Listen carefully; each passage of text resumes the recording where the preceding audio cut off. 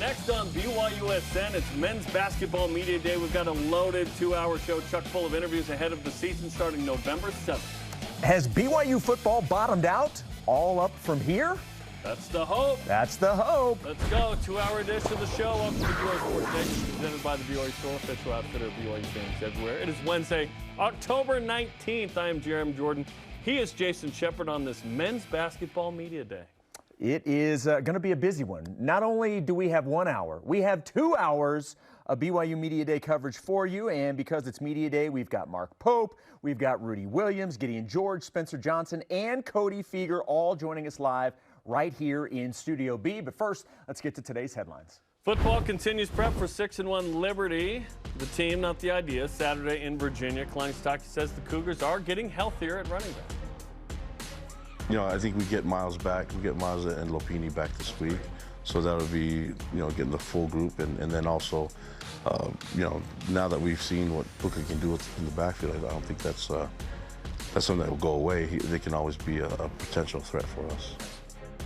Commissioner Brett Yormark confirmed that there will be no divisions within the Big 12 Conference. The schedule expected to be released coming up in early December. Now, Texas and Oklahoma are still expected to play in the Big 12 through 2024, which means that BYU is guaranteed to play the Longhorns and the Sooners at least once over the next 2 seasons. Oh, it's going to be awesome, man. It is going to be awesome. Hopefully in Provo, at least one of those. Women's soccer is 19th in the newest United Soccer Coaches poll. That escalated quickly. Cougars are now the highest-ranked team in the WCC. Plays at unranked Pepperdine, who's been ranked most of the season, in Malibu tonight. Big game, 5 Eastern time. Supposedly, that's this afternoon, actually. On the BYU radio app. Men's and women's cross country swept the West Coast Conference's Runners of the Week awards as Aubrey Frinthaway and Joey Noakes were each recognized by the league on Tuesday. Frinthaway's first career Runner of the Week award comes after she finished 11th at the Nuttycombe, Wisconsin Invitational. Noakes received the conference honor after 15th, also at the Nuttycombe, Wisconsin Invitational. Right now, the men's team ranked number 2, the women's team ranked 5th. Both in the hunt for the national championship again. It's what they do. It's what they do. Number 39 men's golf currently in second place in the Heron Lake Championships.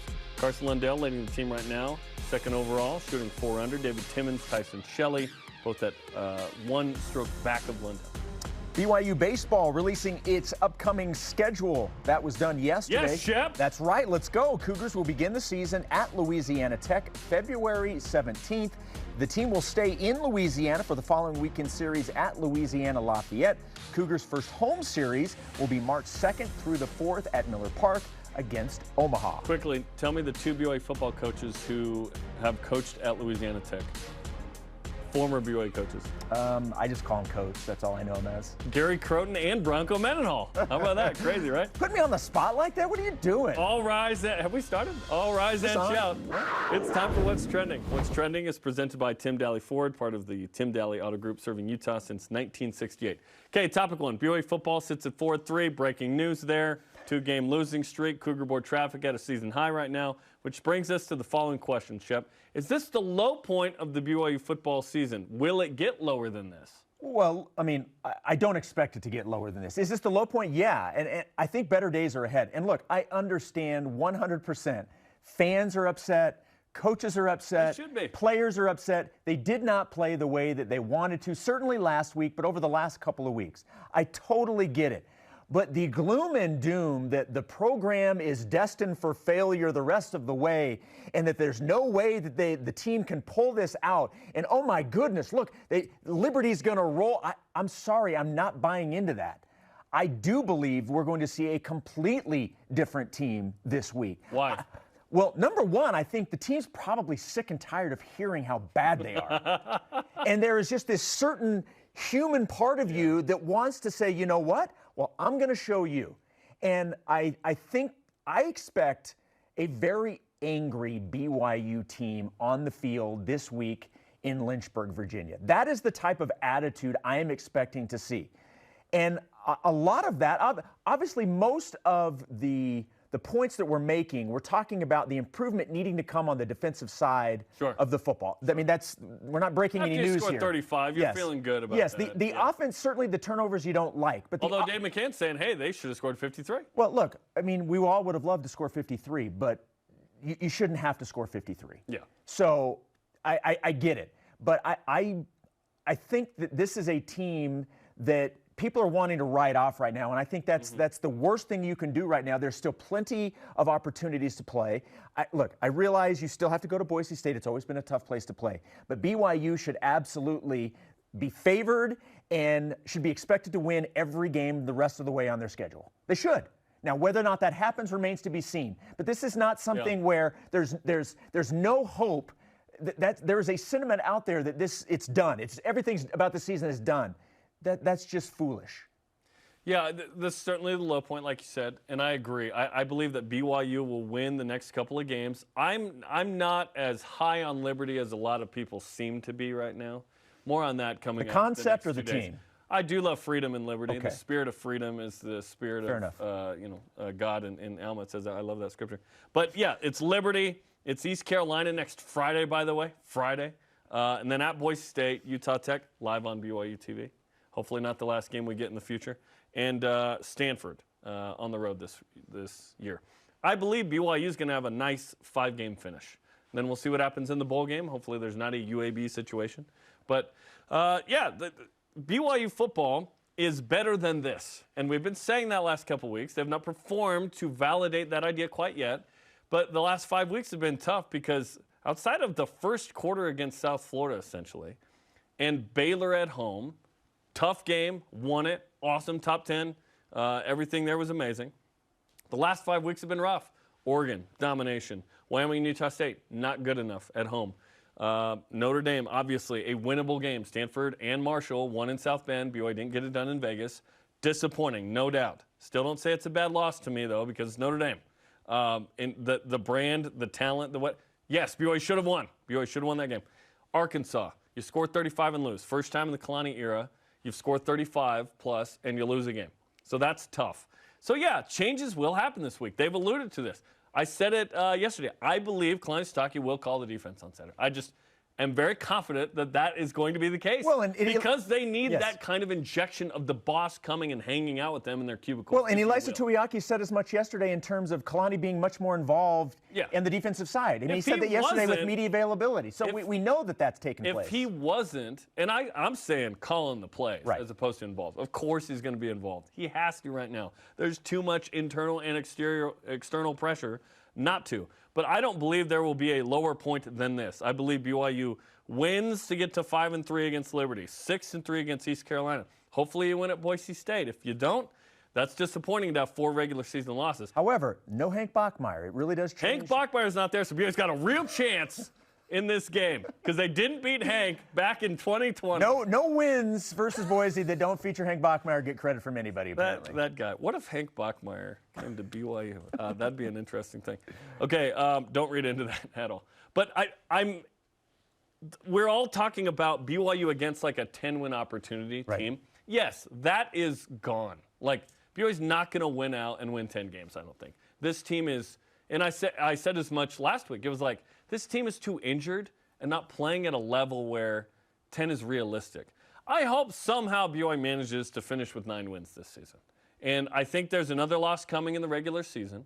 I don't think there's more than 1. If there's 2, that's really disappointing. This team is too good to be an 8-win team when all is said and done. 9 would be fine. We thought the high end might be 10. If crazy was 11. Too crazy, right?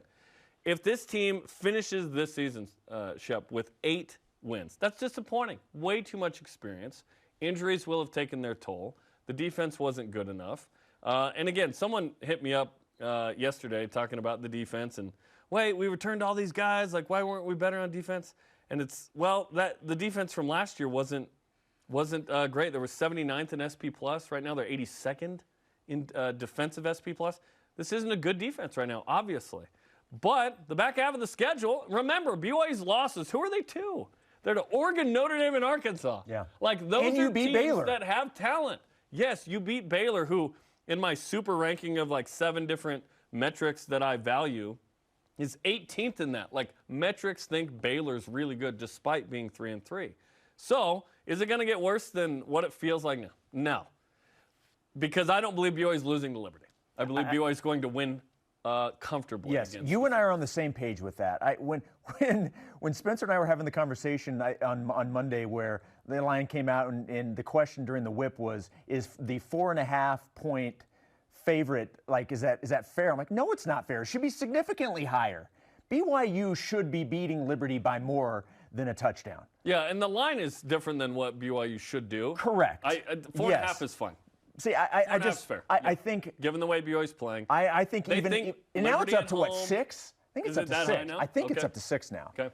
So anyway, yeah, I just, all of the doom and gloom, I get it. Everybody was upset after that. Everybody. Because you want 10 wins. Yes. And you want to defend home turf. And why didn't you win these 2 games? And it's a very different. I get it. To write this team off right now is so premature right now. There's. Depends what you're writing off, Shep. If you're writing off a 10-win season, I agree. Yeah, 10 wins not going to happen. Well, what are you writing off? That they can't beat Liberty? No, that it is the in the moment reaction that, oh my goodness, this is the worst team I've ever seen in my life. No, that was 2017. That's what people are talking about this team, and it's just not true. The expectations are higher. Yes, there's no question about that. All right, topic number 2. We're going to have Mark Pope in studio coming up in our next segment, but with today being Basketball Media Day, and as we mentioned, we'll have 2 hours, lots of players coming in. What are your expectations for men's hoops in their final year of the WCC? My expectations are very open with this team because we don't know what we're going to get, Shep. Certainly if this team made a run and somehow made it to the NCAA tournament, that'd be amazing. But I'm a pretty blank slate with this group and what we expect because it's hard to go, yes, I expect the NCAA tournament after losing Alex Barcelo, Tijon Lucas, Gavin Baxter, Richard Harward, Seneca Knight, Caleb Lohner, and feel uber confident. Yet, I like the pieces of guys who have something to prove in Rudy Williams, Jackson Robinson, Noel Waterman, the returned missionaries, and so on. The existing guys, Spencer Johnson, Gideon George, Tiki Aliatiki.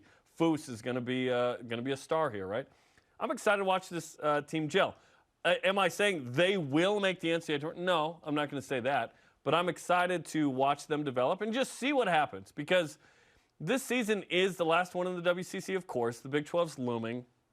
You know, BYU realistically going into that league next year, like if somehow BYU cobbled together 7-11 in league, like that might actually be pretty good, despite being sub 500. I'm wait and see right now with this group. Is it like if you gun to my head, one NIT probably, but like this team could surprise us in a positive way that I can't see now because I don't know what that mix of dudes is going to put out right now, and I'm excited to watch that. Yeah, this is an interesting year for many reasons. One, obviously, you're your last year in your conference, and so you have 1 foot in the conference and sort of 1 foot out as you look ahead. They do not. They do not. But this goes to my point, though. The biggest thing that I want out of this year is I want this year to be about setting the foundation for the core group philosophy that you're taking into the Big 12. That's what I want that to be determined this year. So you're talking more personnel, less results? Well, the results, you never want to say it's not about results because it is. At the end of the day, it's minimum about, NIT but I want this season to be about finding out who that core is. Who's the core of people that we take into the Big 12 that we know are going to be here, that we can rely on going into this next step, which is just a massive step up in terms of competition and everything across the board. Yeah. If we're wanting to get into specifics, I love the fact that the schedule that BYU has so many opportunities, whether you win or lose the games, because of the opponents you're playing, you're going to get a bump in terms of the end of the year. And so I love that. But, I want to see BYU in conference beat the teams you're supposed to beat, and then give yourself a chance against the upper echelon teams in the conference, which is kind of what we're supposed to be. Do you expect BYU to be third? Probably not. Fourth? Probably. Okay. That's kind of that San Francisco, perhaps? That 3-4 area, I think, is probably where BYU fits in. Coach has said tied for third as we take a look at the schedule. Starts November 7th against Idaho State. By the way, at least 13 games on BYU TV. And we haven't said this out loud yet. We're expanding the pregame show to an hour. BYU Sports Nation Game Day will be an hour, so radio and TV an hour, which would be awesome. Yeah, it's interesting because there are only 4 teams ahead of BYU in the Ken Pom preseason ratings. BYU 44 right now. I would love if BYU finished 3rd. I think that would be nice. great. Look, and it's not insane. No, we expect BYU to be 3rd plus. Last year was a step back. That was disappointing. Obviously, San Francisco had a tremendous year. They made the NCAA tournament as an at-large. You know, they lost Shabazz, but they returned Bouye. So they're still talented. New coach, Todd Golden moved on to Florida. It's going to be interesting to watch this group. I'm with you on the set the table for next year. Although what we've seen in the first 3 years under Mark Pope and what we will continue to see is a lot of transfers come in. That's as much as you'd like to build that core. And BYU does have 3 return missionaries that feel like they will play prominently into the core. And this season, we'll see, like, does Richie Saunders play a bunch in the kind of top 8, top 9 rotation? What about Dallin Hall? Tanner Toolson coming off a little bit of a foot injury, so he may be a little slower than the other 2. But you have Foose. You have, you have Jackson Robinson is a guy who's got 2 or 3 years left. You got the return missionaries mentioned. So there's some of that core. Yet I think we're always going to see the Jake Toolson, Brandon Averett, Tijon Lucas types, Rudy Williams now, the latest version of that support this program in a, you come in here and you start and you need to score double figures. Because he is expected to do that. There's no Alex Barcelo on this team this year. This is the first game against Idaho State that Mark Pope will have coached at BYU without Alex Barcelo. So it's a new era for BYU. And hopefully they do well in this final year. But there's work to do to compete in the Big 12. See, that is football is more ready for the Big 12 than men's hoops is right now. Like, because the Big 12 is the SEC of football. There's no in basketball. Like, it's going to be a challenge. So I agree with you that you're always going to see, we've seen it because this is the way college athletics is going in terms of the transfers. Yeah. But it's also what we've seen out of Coach Pope and the coaching staff. They're always going to be bringing in guys from the transfer portal, bringing guys in, maybe only here for a year or 2 at the most. But I still think every team that does that still has a core group of players that you know are there that you can count on. And then you can go out and find out what else you need and bring them into that core. I think that's what this year is about, is finding that core first. Spencer Johnson is going to be here this year and next year. Yep. He's going to be one of those guys that feels like he's been here 8 years, which to me is a great thing. Love Spencer Johnson, the Instapot. Okay, our voice of the nation. Question of the day is this. Is this the low point of the BYU football season? At CL_living. I ask the same question every day about the stock markets. Agreed right now, right? Then something happens to make things go even lower. A healthy Jaron and Gunner and Puka and Davis has me buying more stock in the season right now. And that's good news, as we heard from Kalani Sitake, with more Miles and Lopini against Liberty. Let's go. And let's get this done in Virginia. Because trust me, if that doesn't happen, there are bigger issues. But I firmly believe, and you do too, that BYU is coming away with the win Saturday. All right, BYU football with Kalani Sitake is available on demand. Join Greg Wrubell and the coach, plus Chase Roberts in the film room, and a new Deep Blue on quarterback Max Hall. Watch it now on BYUSN.com. Hey, it must be media day. Mark's in a suit or a game day. How will this team be drastically different looking dapper from last year? Oh, look at Mark Pope. This is BYU Sports Nation. This portion of BYU Sports Nation is presented by the Tim Daly Auto Group, serving Utah since 1968.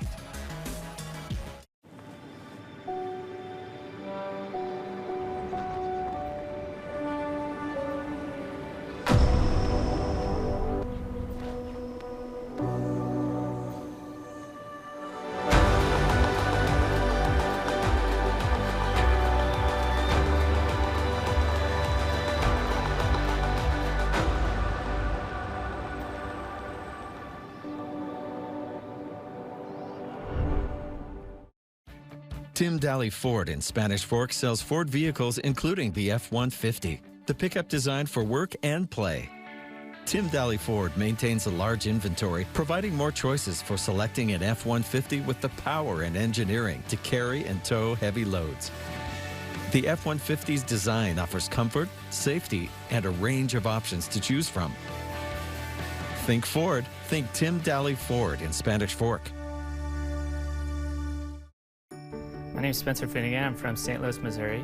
During my sophomore year, I got married to my sweetheart, Mary, and there's tons of unexpected expenses when it comes to marriage. We were looking for scholarships. I found the replenishment grant, and my local alumni chapter gave me a grant to help me focus in on school. I'm so excited to, now that I've graduated, give back to those students that are coming to BYU in the future.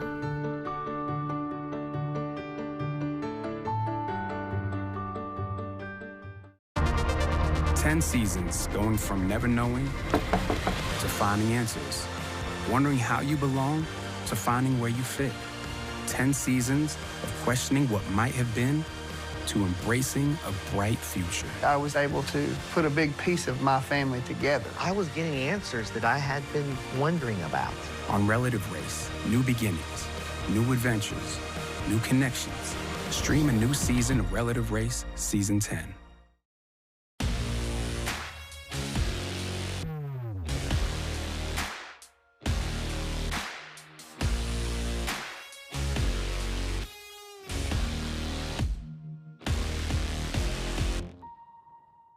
Let's go. Men's Basketball Media Day here on BYU Sports Nation. Great to have you. Jeremy Jordan alongside Jason Shepard. We typically have a no suit, no tie policy on the show. Shep never breaks that, which is nice. Our next guest is breaking that, but it's for a good reason. He's the stone-faced Mark Pope. What's up, Doc? How are you, man? Great. I love the new set, by the way. face This on? is incredible. Oh, thank you. I love it. Welcome to the living room. Is this comfortable, I right? actually love it. Spencer called it the Cougar Council Room because of this. Yeah, it's fantastic. Okay, so you are wearing this. I look amazing, by the way. You do look really I can see the good. monitor right now. Woo! Okay, so this begs. You're wearing the suit today. It's media day. It's me today. Is I know how you feel about the suit. Is the suit? Is it the season you're going suits again as a coaching staff? We actually debated this in the office yesterday at staff meeting. Yes. And it was a dominating, resounding no suits. Me and one other staff member, the holdouts. I don't know what's going to happen. I don't know what's going to happen. I kind of thought you were going to say it was. I don't know what's going to happen. You're going to make the decision because you're the head coach. Well, I make decisions, but I don't know what I'm going to do. You said to me one time in pregame last year, Central Methodist, I remember, about the suits because I brought it up. You said, this is a special sacred place to me. I wear suits to church. Yeah. I wear suits on the court. But I also can change. I can change. Like you're going to wear a polo to church now? I can change. I don't know if we're going to change. I don't know if it's the right time to change, but we can change. I feel like his assistants are getting to him on this. Yeah. Okay, but listen, do you know this is our fourth media day. Did you know that? Yeah. And so I thought it would be appropriate. We're trying to get ratings here. If we live right now, play Connect Four. If we play a live game of Connect Four at a weird angle, okay? Yeah. Okay. So while we do the interview, you can go first. You're blue. Ask questions. We'll have a conversation. Winner take all. I feel pressure right now. To win this? To win. Okay, so are you white or are you blue? You choose. You guys go first. You choose. We'll be blue. Blue. We're blue. Bring it. We're blue. Okay, go. Okay. We'll talk and play. What will drastically be different on this year's roster versus the next? Okay, so super excited about this year. I mean, we are so excited about this year, actually, and oh boy, and we are going to be. We are young, and we're a little bit undersized, and we have. I'm so not focused. I know that's the trick. That's why I've got you distracted. Connect Four. And I think there's going to be a little bit of a listen. We kind of rolled through the first 3 years, and this is going to be a nice transition for us. I think we're super excited. It's our last year in the WCC. It's our last time. It's our last opportunity to try and really make some hay here. We're super excited about that, and we'll see what we can do with this year. I'm so excited.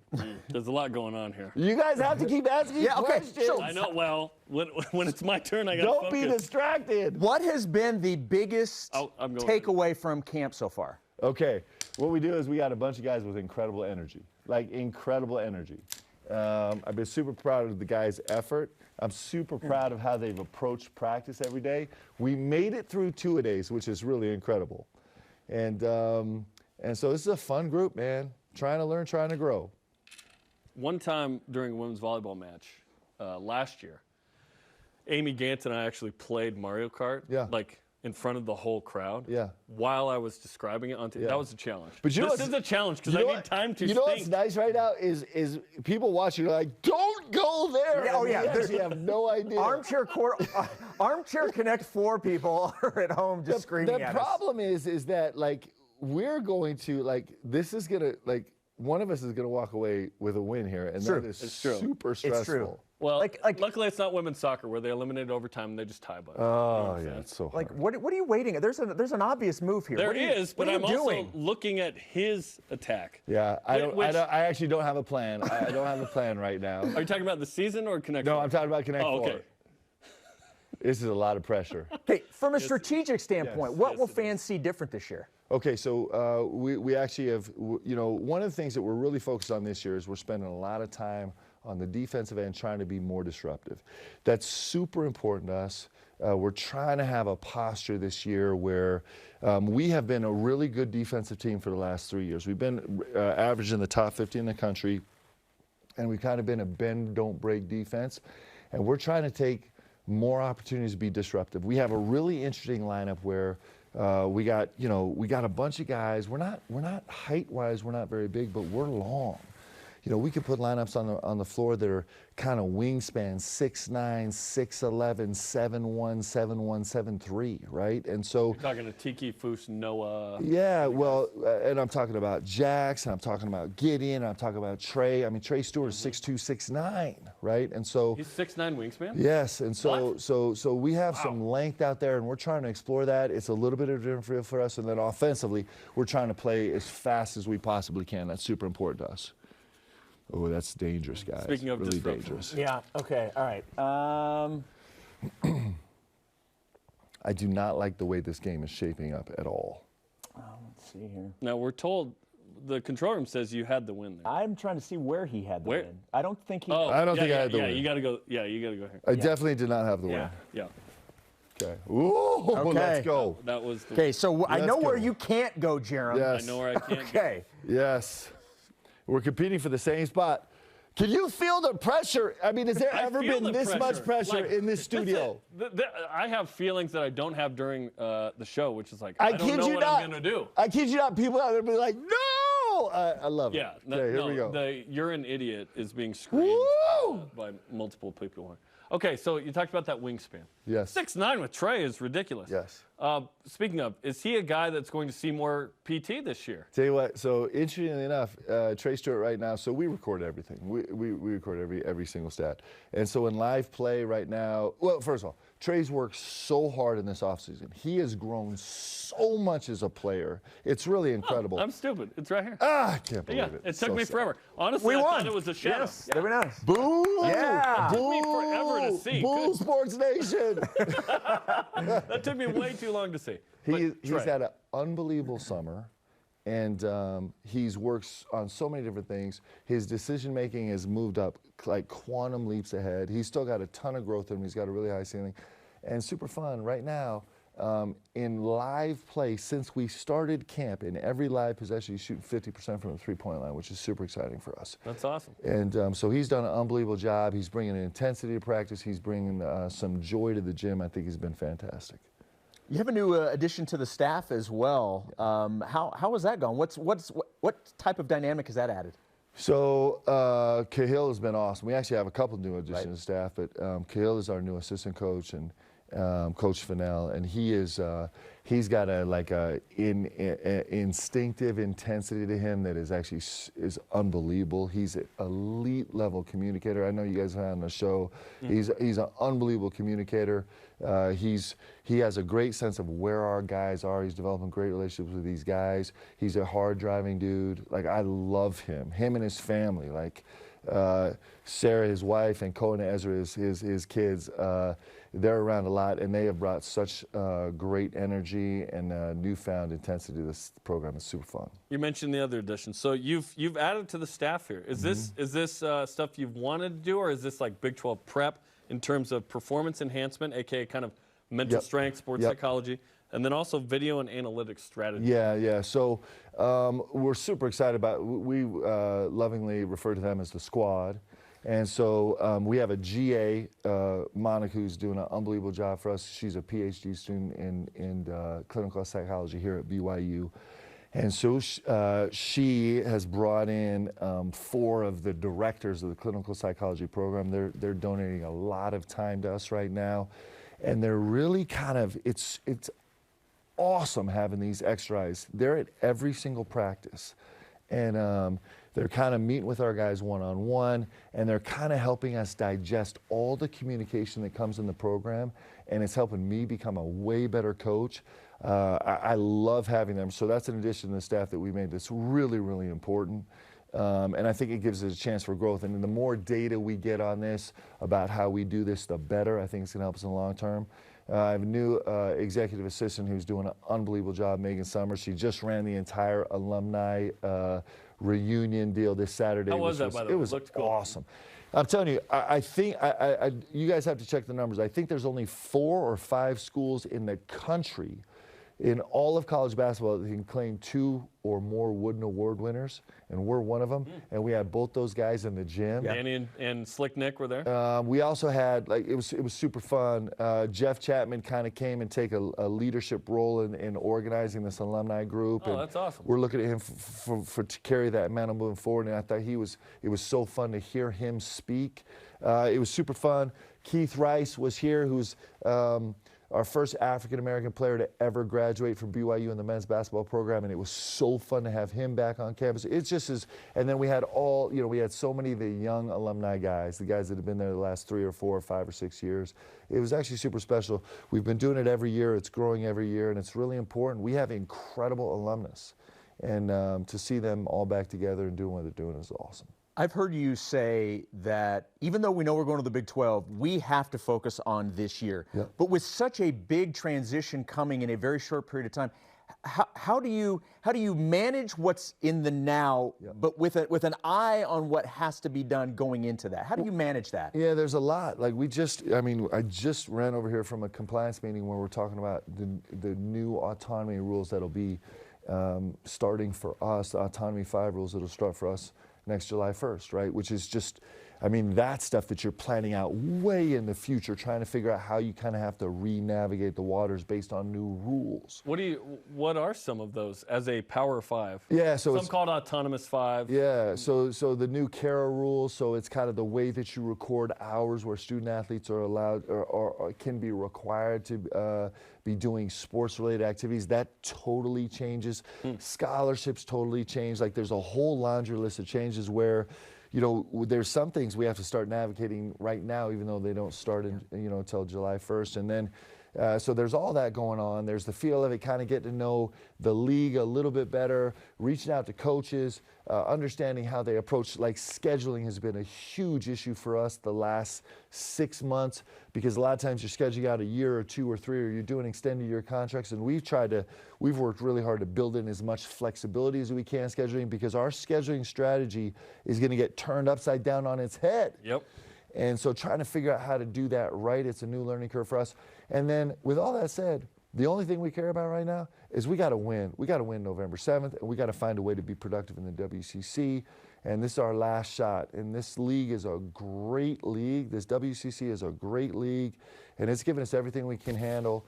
And we got to find a way to go out with a bang. It's super important to us. Certainly, several newcomers will factor in. I'm so twisted up that I lost, guys. Like, I'm telling you, I don't take losing well. I can't even think right now. Go, bring it. Let me ask you. So, not sure if you knew this, but there's no Alex Barcelo on the team. This will be your first team with them. That's right. Noel Waterman. Alex has literally moved on to better places. Italy, have you seen pictures of this joint? Yeah. Rhodes, Italy? Greece. Rhodes, Greece is like the most beautiful island in the world. Amazing. Okay, yes, so post awesome. Alex Barcelo. Okay, so you bring in 3 guys that are expected to have an impact. Yep. Talk to me about those 3, with Noel Waterman and Rudy Williams and Jackson Robinson. Yep. I know we've covered this, but you don't have to say anything more about Noah Waterman than the fact that he hiked up the Y, like, not on the path. He just scaled the mountain. Did you hear the story? Just straight up. We talked about it in the practice. Yes. For those that don't know. Yeah. And so this Noah Waterman, this guy is unbelievable. He's brought so much joy into our locker room. He's incredibly skilled. For a guy that's 6'9", he's a career 44% three-point shooter. He's really, really aggressive off the bounce. He's a great decision maker, great passer. He's got some real swag and charisma to him, so he's been a great addition to our team. Jackson Robinson is a big-time recruit who's got a ridiculously high ceiling as a talent, who has not had an opportunity yet to really establish himself. And so we expect him to have a huge impact. he's one of those guys with these amazing wingspans. It's got incredible length. He's got great feet. He's one of our DIM leaders on this team right now so far. DIM? Defensive impact metric. Keegan Brown, our strategy analytics coach, is driving me crazy, right? But he's teaching us all. Yeah. And then Rudy Williams is he's going to take a massive leadership role on this team, and he is a giant personality who loves the camera as an athlete and loves the camera as a personality, and he's brought a ton of joy and intensity and fight and focus to our team. Again, can really shoot the ball, brings a physicality to the game. So those three guys are going to be really important for us. Yeah, those and three a decent uniform model. Oh my gosh! Yeah. Yes. What?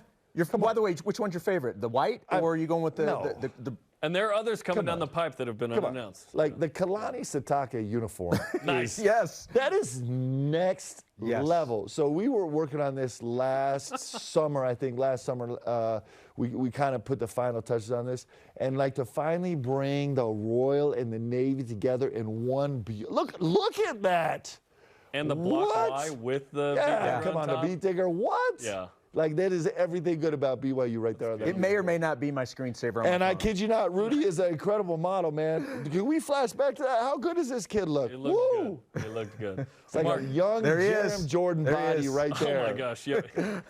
I wish it was the 38-year-old me. Come on now. Mark, we appreciate it. Best of luck with all the interviews you're going to do today. We're running it back. We're running it back. I can't sit on a loss. You can't. Yeah, we're going to have to do another one, right? Yeah. Hey, can we edit that out? I know there's post-show processing. Can we fix that? Unfortunately, this was live. Yeah. But, yeah. Thanks, Mark. Thanks, Mark.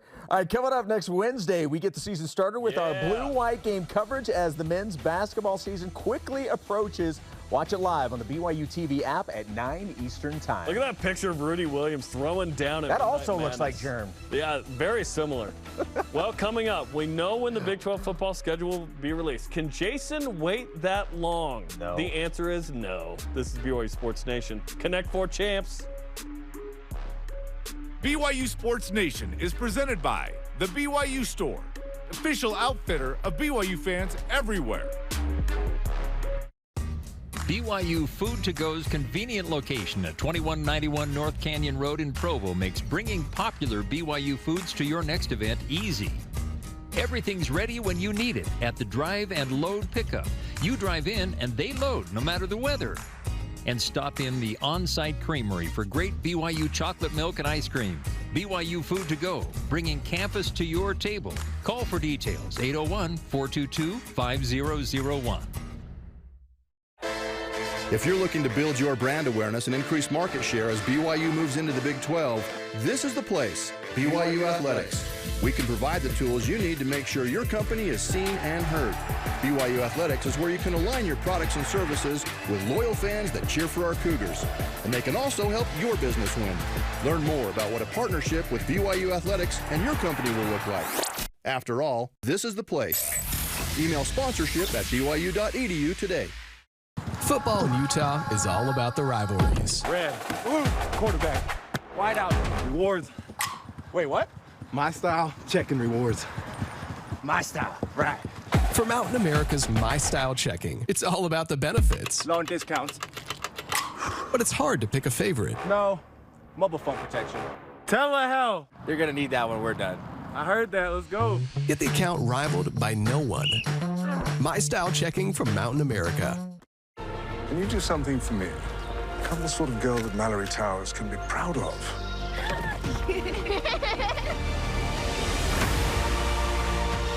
Something must be wrong. We need to get help.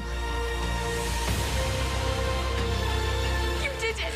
No, we did it. Thank you all, and for making me proud to call you Mallory Towers girls. This is BYU Sports Nation. To interact with the show and get great content throughout the day, follow us on social media platforms on Facebook, Twitter, Instagram, YouTube, and the TikTok. Look, it took a sec, but we took down Mark. Look, it's the only thing we're ever going to beat him in. True. So it's true. We're gonna enjoy that for a few minutes. This man was in The Last Dance, so let's go. He is Jason. I'm Jerem. Let's whip it. Cougar Whip Round presented by Maersk, your e-commerce logistics shipping partner. Yesterday, Big 12 Commissioner Brett Yormark officially announced some details about the upcoming football season. We had a call this morning. We will not have divisions. We'll announce this next year's schedule in early December, which is pretty much when it has been done previously. And over a 2-year period, each of the schools will play each other at least once. So excited about what that schedule will look like when we find it. Jason, can you wait that long? No, I cannot. I was expecting this in October. The fact that it's not going to happen in October, it's not going to happen in November. Late November, early December. Early December is what we're looking at. So the fact that we have to wait, yeah, I'm not happy. My Christmas present to you. Which, by the way, that's your cheap way out of it. A lot of that information I'm expecting a big, had been expensive gift from previously reported, yes. made official now. We didn't know the date, and we still don't, but we know the timeline now. BYU baseball released its schedule yesterday. It looks like you'll be spending February 16th to the 25th in the Big Easy in Louisiana. Not New Orleans per se. Jason, will you be coming back talking like Brian Kelly? I think it's a must. I think it happens. Faith family. Whether you want, look. How do you say it? Family.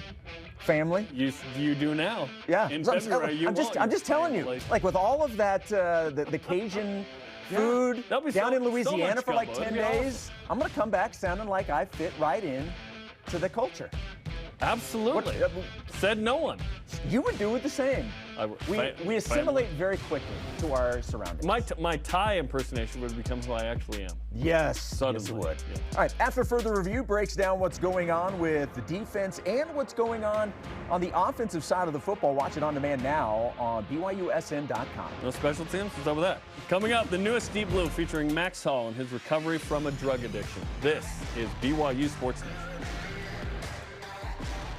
This portion of BYU Sports Nation is presented by Maersk, your e-commerce logistics shipping partner.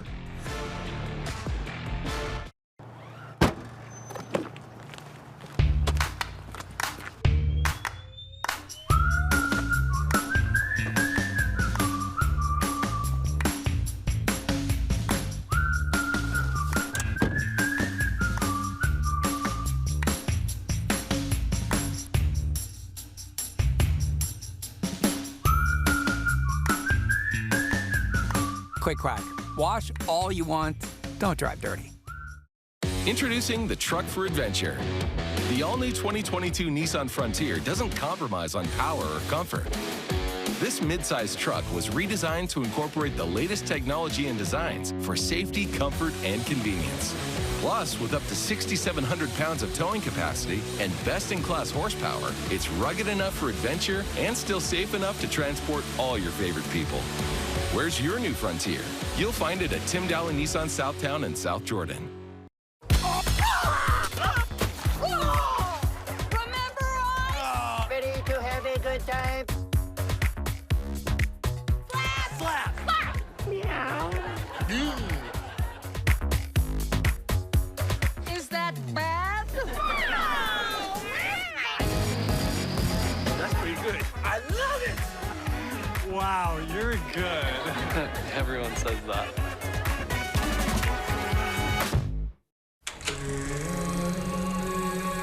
I was 4 years old when I left Zambia. My dad was born in Sheila, in the south of Italy. My mom is from Slovakia. We haven't really talked about it, never, not once. My dad doesn't really talk about his life in Serbia. I just really want to know who he is. And then discover who am I.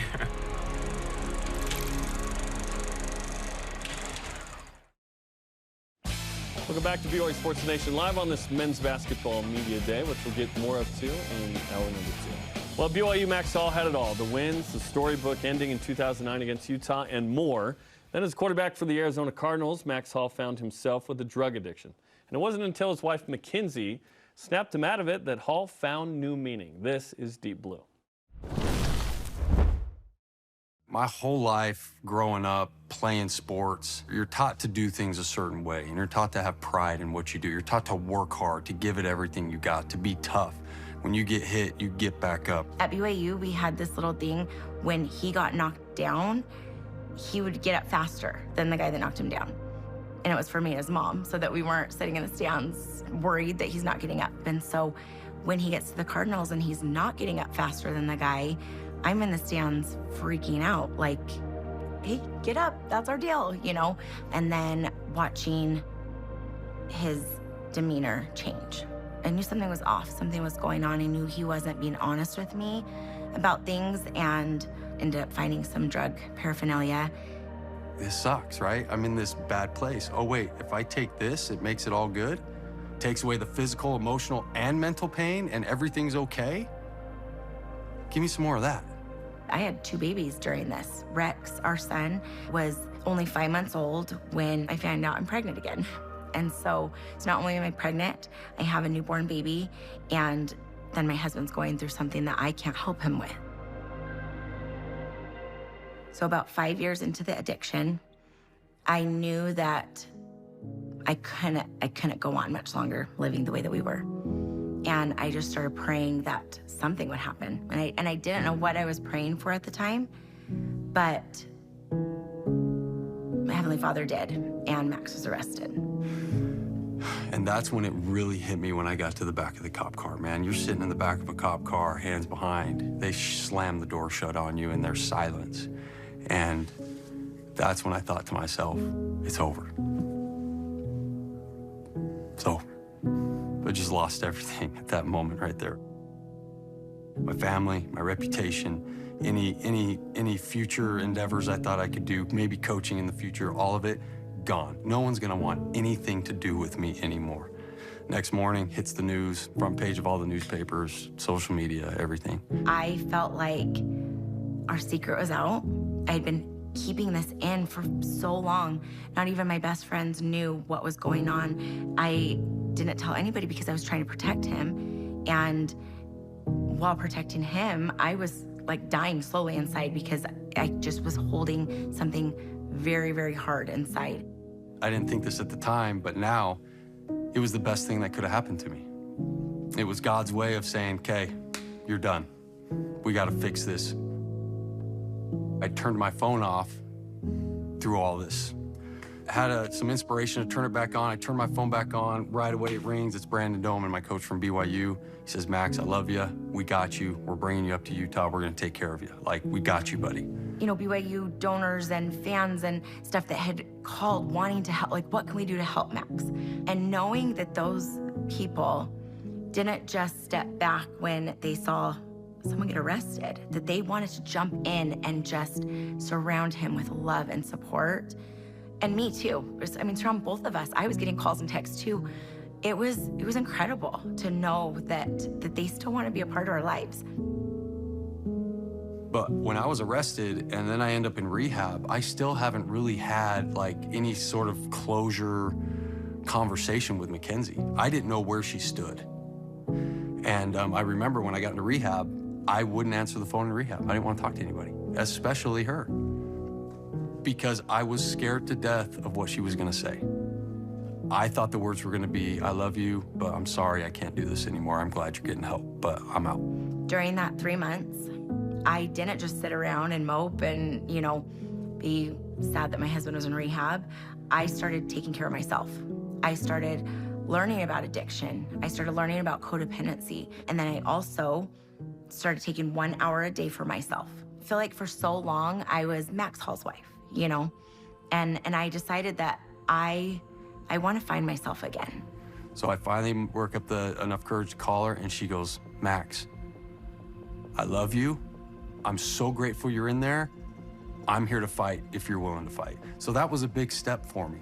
And that allowed me to really kind of do well while I was in rehab. But problem is, when I got out of rehab and they sent me back home, and they're just like, here's some AA meetings by your house, like, good luck to you. I thought I was doing great, but when I got back home, that next year of my life was maybe one of the worst years of my life. I was sober. I wasn't using or drinking. I wasn't really working my program. I didn't have anything going on. I was just sitting around white knuckling it, right? And for me, at the time, my biggest fear was a relapse. And I learned that that shouldn't be my biggest fear, that I need to just focus on myself. And by doing that, whether there's a relapse or whether there's not, I'm gonna be okay, because I am going to be strong enough to be able to get through whatever comes. So that's when she's like, dude, I didn't sign up for this. I'm not doing this. You're sitting on the couch all day long. You're depressed. You won't answer your phone. You won't go out. I'm in this rut. And so I finally sat him down and I said, Max, are we going to do this or not? I said, okay, I gotta be disciplined. I gotta work hard. I gotta study. I gotta have a game plan every day. I gotta script my day out. I gotta do all these things that I did as a quarterback and do them as a dad or as a coach, as a father, as a friend, you know what I mean? And put it into a different area of my life. Well, I was running a podcast and I was told that Max went through an addiction, went through the same kind of, we have the same background. I wanted to see where his mind was at. I know if he could recover, that his information, his process could help other people along the way. And he asked me if I ever thought, Max would ever do anything else besides coaching. And I was like, no, that, he's so passionate about coaching. I know that football is something that needs to be in his life forever. And he's like, well, I think that there's more. When you talk about, even in the 12 steps of recovery, the last step, the 12th step is giving back. Like, that's how you stay sober, is giving back and helping other people. That's like a big part of it. I want to have an aftercare program that people can be in as long as they want. So yeah, you might go to a 30-day rehab. When you get out, come to us and let us continue your care and keep you on the right track so you don't fall into a deep depression like I did or anxiety like I did because I didn't continue my care. That's what we're trying to give. That's our niche. That's what we want to do at Victory, is create this community of people. I hope that we are able to help as many people as possible. And not only addicts, but be able to help the loved ones. Because if the loved one doesn't get help, as much as the addict, it's not going to work. She was dealt this hand. She didn't ask for it. She had to deal with a husband who became a drug addict and watch me go down this path of destruction. And she could have easily quit. She could have easily bounced and not had to deal with it and moved on.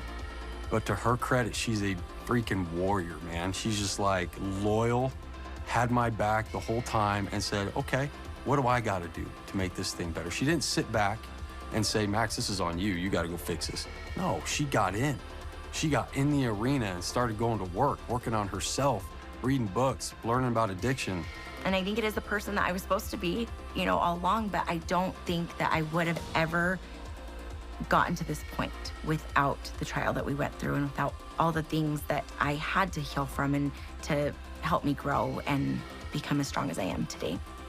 And that's what we want to do at Victory Recovery, is be able to help families, addicts, and really anyone that wants to even learn more about addiction. And so I think it's going to be pretty cool. Last year, I got to go back to BYU really for the first time. I went to the BYU-Utah game, and I'm nervous because I don't know how people are going to react. And to my astonishment, man, as soon as I walked into that stadium, it was nothing but love from blue or red. This is amazing because I think people, for the most part, understand there's things in life that are bigger than football, bigger than BYU-Utah. And so to get that reaction and that welcome back to the community was huge. And then I got to go play in the Alumni Game. And here's Max, winds up, caught, touchdown! Dude, look at this. I mean, to have a chance to come back on this field with these guys and play, even though it was 7-on-7, I mean, that's something we'll always remember, to have all these greats here on this field. So epic night, man. Everybody is either going through it or knows somebody close to them that's going through it, and it hits home. So when they can see somebody go through that, no matter what color jersey they wore, they understand what that's like and the importance of it, and they can relate to that. So it's no longer about the red and blue anymore. Yeah, I'm still gonna cheer for BYU or whatever, but it's about the community and the connection of people go through mental health issues and addiction issues, and we need to rally around and help, and I felt that support.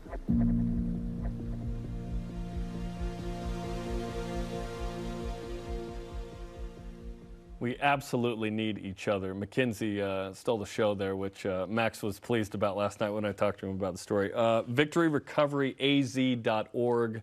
VictoryRecoveryAZ.org is the website for the clinic that they have started. Fantastic stuff. All right, tune in Saturday at 1:30 Eastern Time for BYU Sports Nation Game Day as we get you ready for BYU at Liberty with interviews, features, and breakdowns. You can watch it live on BYU TV and the BYU TV app. First hour in the books, but first, who among you shall get the elite voice of the day? We'll hand it out after the break on this Basketball Media Day. This is BYU Sports Nation. BYU Sports Nation is presented by the BYU Store, official outfitter of BYU fans everywhere.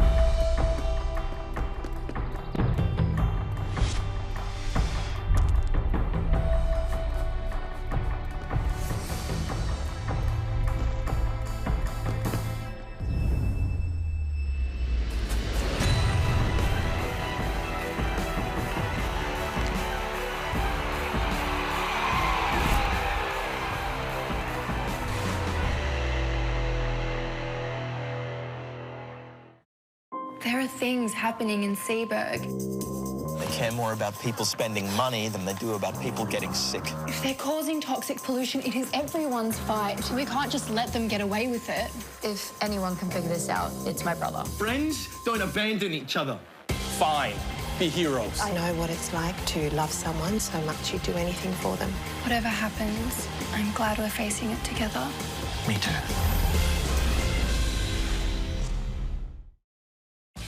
This portion of BYU Sports Nation is presented by Mountain America, the official credit union of BYU Athletics. BYU Sports Nation is on demand. Download the free BYU TV and BYU radio apps or listen to the podcast. Subscribe, rate, and review while you're there. Let's hand out the elite voice of the day at the end of this first hour as we go to Voice of the Nation. Presented by PAX, Healthcare Elevated. True Blue.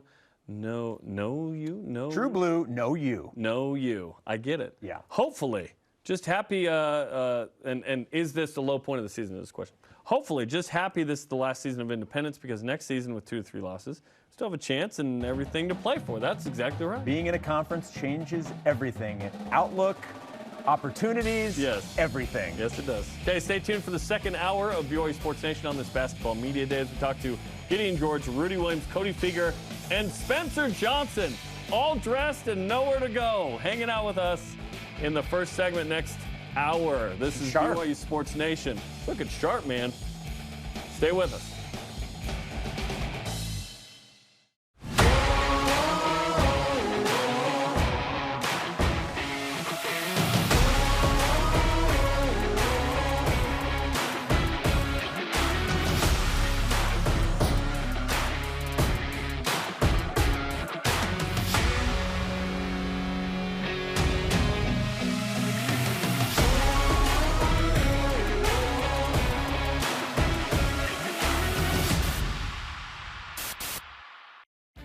Tim Daly Ford in Spanish Fork offers a large inventory of Ford vehicles, including a selection of cars and trucks, providing a range of transportation choices. From the Ford Fusion sedan and the Edge crossover SUV to a range of pickups including the F-150. Each product line comes with options to enhance performance, comfort, and safety. Think Ford, think Tim Daly Ford in Spanish Fork.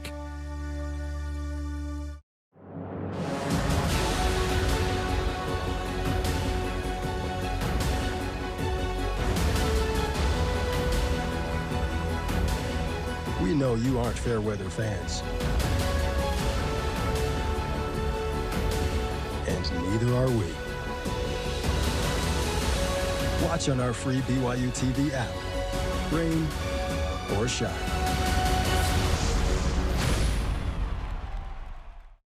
Who are you again? I'm your future self. Are you telling me I grow up to crack space-time? Basically. I'm an inventor, aren't I? What you are is a selfish, miserable, lonely old man. Wait, what? If you don't change your ways, we grow up and ruin our life. I won't let it happen. This could not get worse. You know, I'm thinking this thing may have been a bad idea.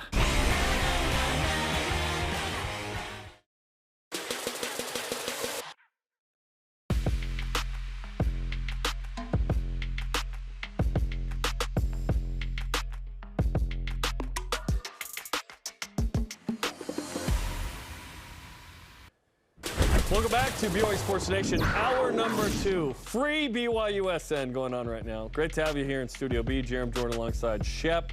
Is it always free? Yeah. But it's like, hey, free baseball. I know. You know what I mean? Yeah. I saw 9 innings of free baseball on yeah, Saturday. 18 innings hanging out in Seattle. That was crazy. It was How'd crazy. that end? Anyway, in the I don't know. Ask the Padres fans last night.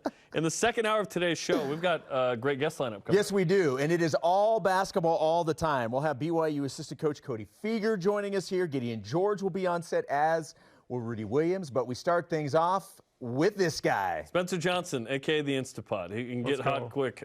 Let's go, man. Mr. Max suit deal. Yeah, shout out Mr. Mac. Looking good. Looking good, man. Okay, let's talk about it. You're listed as a junior. You have 2 years left, which is great.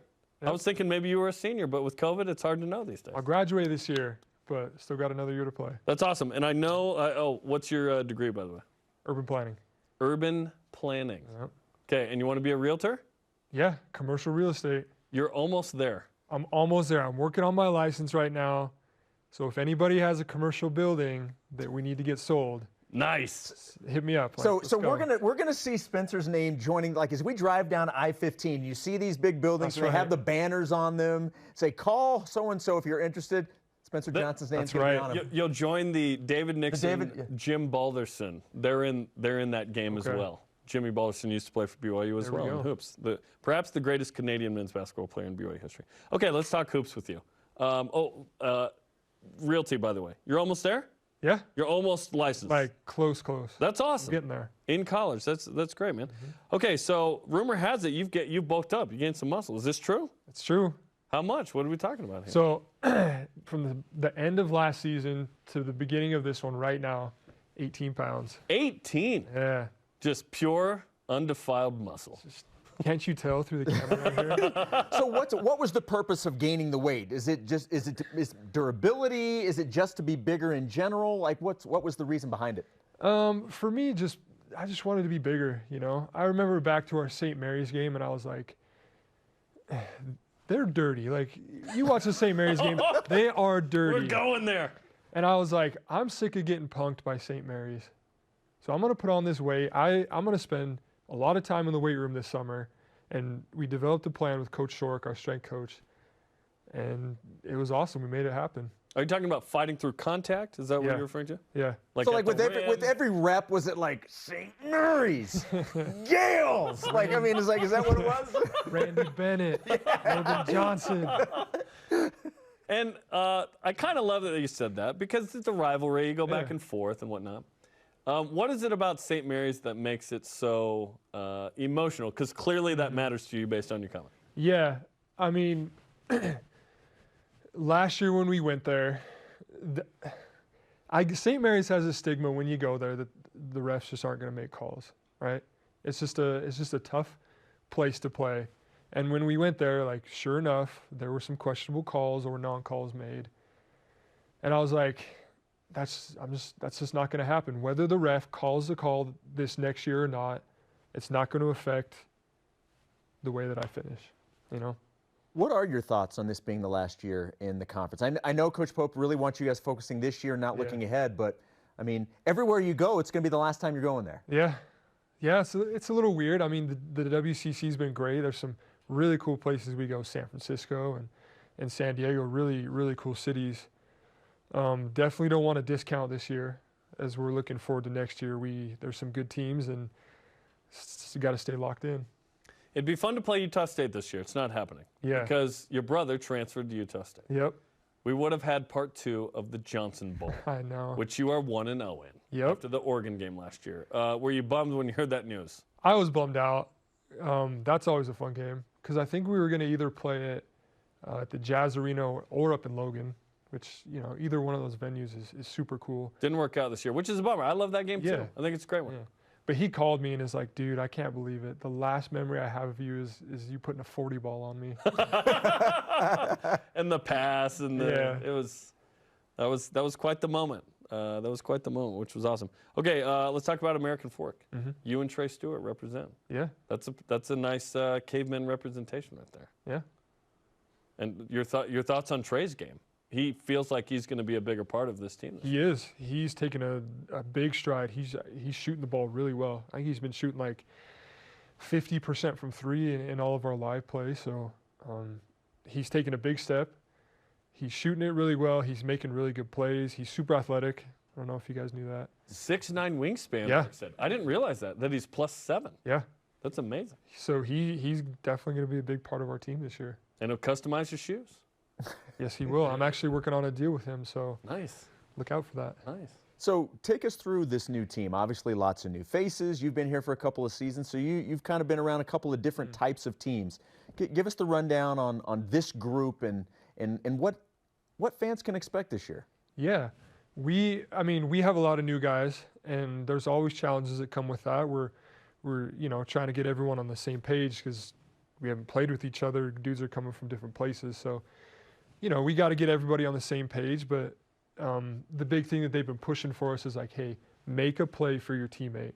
Which is always a great way when you got dudes that are coming in. You get that ball moving around and you're sharing it, and everyone starts to feel good.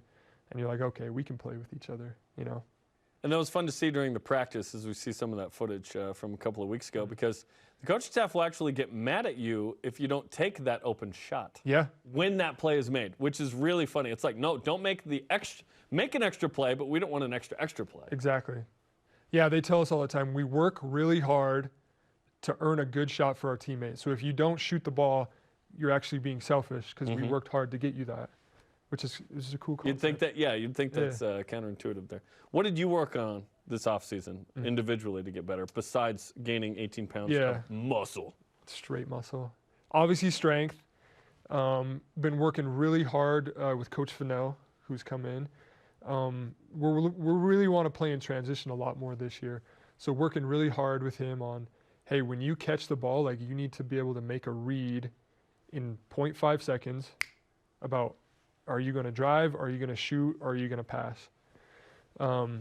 So that's been super helpful for me, and just taking those steps that to be a leader on this team as well, because we have so many new guys. Well, and being a leader, that's obviously a role that I'm sure that you would love to be able to do this year. From an on-the-court perspective, have the coaches talked to you about what type of role they envision for you this year? Not a ton yet. Probably a conversation that we will have. But just the way things have been shaping up, in our practices and preseason and things like that, I really feel like I have kind of, had to take that next leadership role. And it's been awesome. I love it. There are a lot of newcomers. Tell us about kind of who sticks out and who fans are going to enjoy watching this season, because obviously there's kind of the big three in Noah and Rudy and Jackson. Yeah. And there are 3 return missionaries, and there are other guys. There are lots of newcomers. Totally. Yeah, each dude brings a different strength to the team. But one dude I think that Cougar fans are really going to like is Rudy. He's super fun. I was talking to some people earlier today, and he's just like your classic point guard where he's always talking. Like I walk into the locker room and he's on the phone with somebody, or he's FaceTiming, or he's talking to one of his teammates. Like the dude is just always talking, which you love. Communicator. On and off the court. Yeah, which you love for your point guard. So I think, Cougar Nation is really going to like him. So he's coming on the show a little bit later on. Is there something that maybe we can put him on the spot with maybe something we could ask him about? Oh man, that like he's like, whoa, how do you know that? How do you know and that? We've had him on before, yes, but we need some insight. Yeah, I mean you're around Rudy every day. Yeah, ask him about. He's from Canada, but he says he's from Florida, so maybe put a little play on that. I don't Come know. on, Ontario. Yeah. It's from Ontario. Let's go. Okay, in terms of your play, you played 61 games at BYU, all off the bench. Mm-hmm. What's it like sort of embracing that role of like, and I've called you the Instapot, like you can get hot quick, of, okay, this is my role and I'm going to do it well. And perhaps your role is different this year, I don't know. Yeah. But you've played every game off the bench and been a contributor in that way. Yeah. You know, for me personally, it was my mindset when I got here to BYU was, hey, if I play 4 minutes or if I play 30 minutes, you know, I'm going to come in and I'm going to make a difference. And that's something that I've always really tried to do. And I don't really see that changing. And, you know, so whether, you know, this season same deal, I end up playing 4 minutes in one game or I end up playing the whole game. Like, it doesn't matter. You just got to come in and make a difference, and you got to do what it takes to, you know, ultimately help your team get the win. You know, everybody has always cared about what they wore, but the uniforms and the colors, that has become so important to players and honestly for fans and everything. What do you think of the new uniforms? Oh, they're sweet. We got the new royal, white and royal, which I love. I love the royal. And then the navy and royal, you guys saw That's that one. awesome. I love that. Super clean. The nickname's the Kalani, because he's been wearing navy and royal for a long time now. Yes. Some fans don't like that look. Thank you, Kalani. I like that look, personally. The rumor is, though, that we're getting 2 more new jerseys. Yes. I haven't seen them, but yeah, I'm pretty excited. There are other jerseys on the way. For this season, by the way? Yes. Yeah. Okay. Yes, for this season. Intriguing. And this video was sweet. What'd you think of this? Oh, it was awesome. Our media day, they got a new 360 camera going around, and Maddie and Emma bringing it. They're bringing it. It was fire. It was fire, right? Okay, on the schedule, what games stick out to you? Because there's some real awesome opportunities, including the Bahamas. Yeah. We, Creighton, big one. USC. Any game in the Bahamas, which... There's some big-time big ones. teams like in there. Kansas and Tennessee are sitting in there. I know. Gonzaga, obviously. Yep. St. Mary's. St. Mary's, we know how you feel about that now. A little personal. And then San Francisco. Yep. That team up north as well. Oh, yeah. Yeah. Few old teammates. Another coach. That's right. Yep. That's a big one. And Lindenwood. No, just kidding. UVU is interesting too. Let's be honest. A little payback there. Mm-hmm. A little payback. Definitely. Okay. We're trying to get on that Bahamas trip, but I came this close to being on that Bahamas trip. I know. I thought you might make it. I was this close to being the one. No, it's not happening. Not happening. We'll send you a picture. Thank you. On the beach. Just like Hawaii. I think we had. Did we have Tijon Lucas on? I think from Maui. Something? Yeah. That was fun. In terms of the schedule and the opportunities there, basketball is interesting because you're rewarded for playing a tough schedule, whether you win or not. And you guys are going out on the road. You're playing in Vegas, playing in the Bahamas, playing all over the place. Are there certain games where you're like, okay, we need to get X amount of these? Obviously, you want to win every one, Spencer. Yeah. But the reality is you're going to lose some, and that's fine. To try and get into the NCAA tournament, because I know that's the goal of this team every year. Totally. Learning from last year, so we were, you know, pretty much like a weekend away from getting into the tournament. We dropped a couple games that we shouldn't have lost. So I think more than anything is we obviously want to win every game, and we're competing, and you know, I think we actually will surprise a lot of people. But it's taking care of those games that you shouldn't lose. Like we just can't lose those. So that's definitely going to be a big focus this year. And then, you know, like I said, I think we're going to surprise some teams this year. What do you think will surprise people? What do you think maybe you're not getting the credit for that you think you guys will surprise? Yeah, I think just how good of shooters we are, how fast we're getting up and down the floor in transition, and how disruptive we are on defense. We've really been working on those 3 things. So that's going to be, I think a lot of teams are they're going to look at our roster and they're going to say, oh man, well they don't have a really big name like a Barcelo or a Matt Harms. They don't have these big names, so they're not going to be good. But that's not true, you know. Okay, well, we look forward to it. October 26th coming up very quickly. the blue and white game. Thanks for the time, Spencer. Yeah, thank you guys. Thanks for bringing your added 18 pounds of muscle in the studio. Let's go. It's great. What a great story. What a great story. BYU football with Kalani Sitake is available on demand. Join Greg Wrubell and the coach. Plus, Chase Roberts is in the film room and a brand new Deep Blue on Max Hall. If you have not seen that, please check that out. You can watch it now on BYUSN.com. Speaking of 18 pounds of muscle, Max Hall. Rudy Williams and Gideon George will join us, but first, assistant coach Cody Figure is ready to go. Oh, we can palm the ball. Let's go. What has this team already done well? This is BYU Sports Nation. My name is Spencer Finnegan. I'm from St. Louis, Missouri. During my sophomore year, I got married to my sweetheart, Mary, and there's tons of unexpected expenses when it comes to marriage. We were looking for scholarships. I found the replenishment grant, and my local Alumni Chapter gave me a grant to help me focus in on school. I'm so excited to, now that I've graduated, give back to those students that are coming to BYU in the future.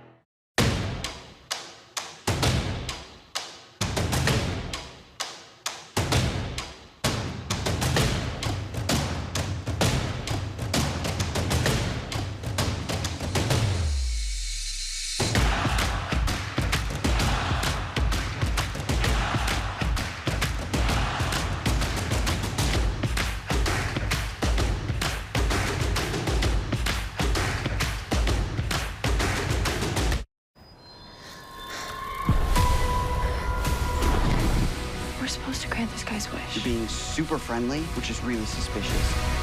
The past is the past. I just wish things had turned out differently. To near the wish is actually getting harder. I don't know if I can do this.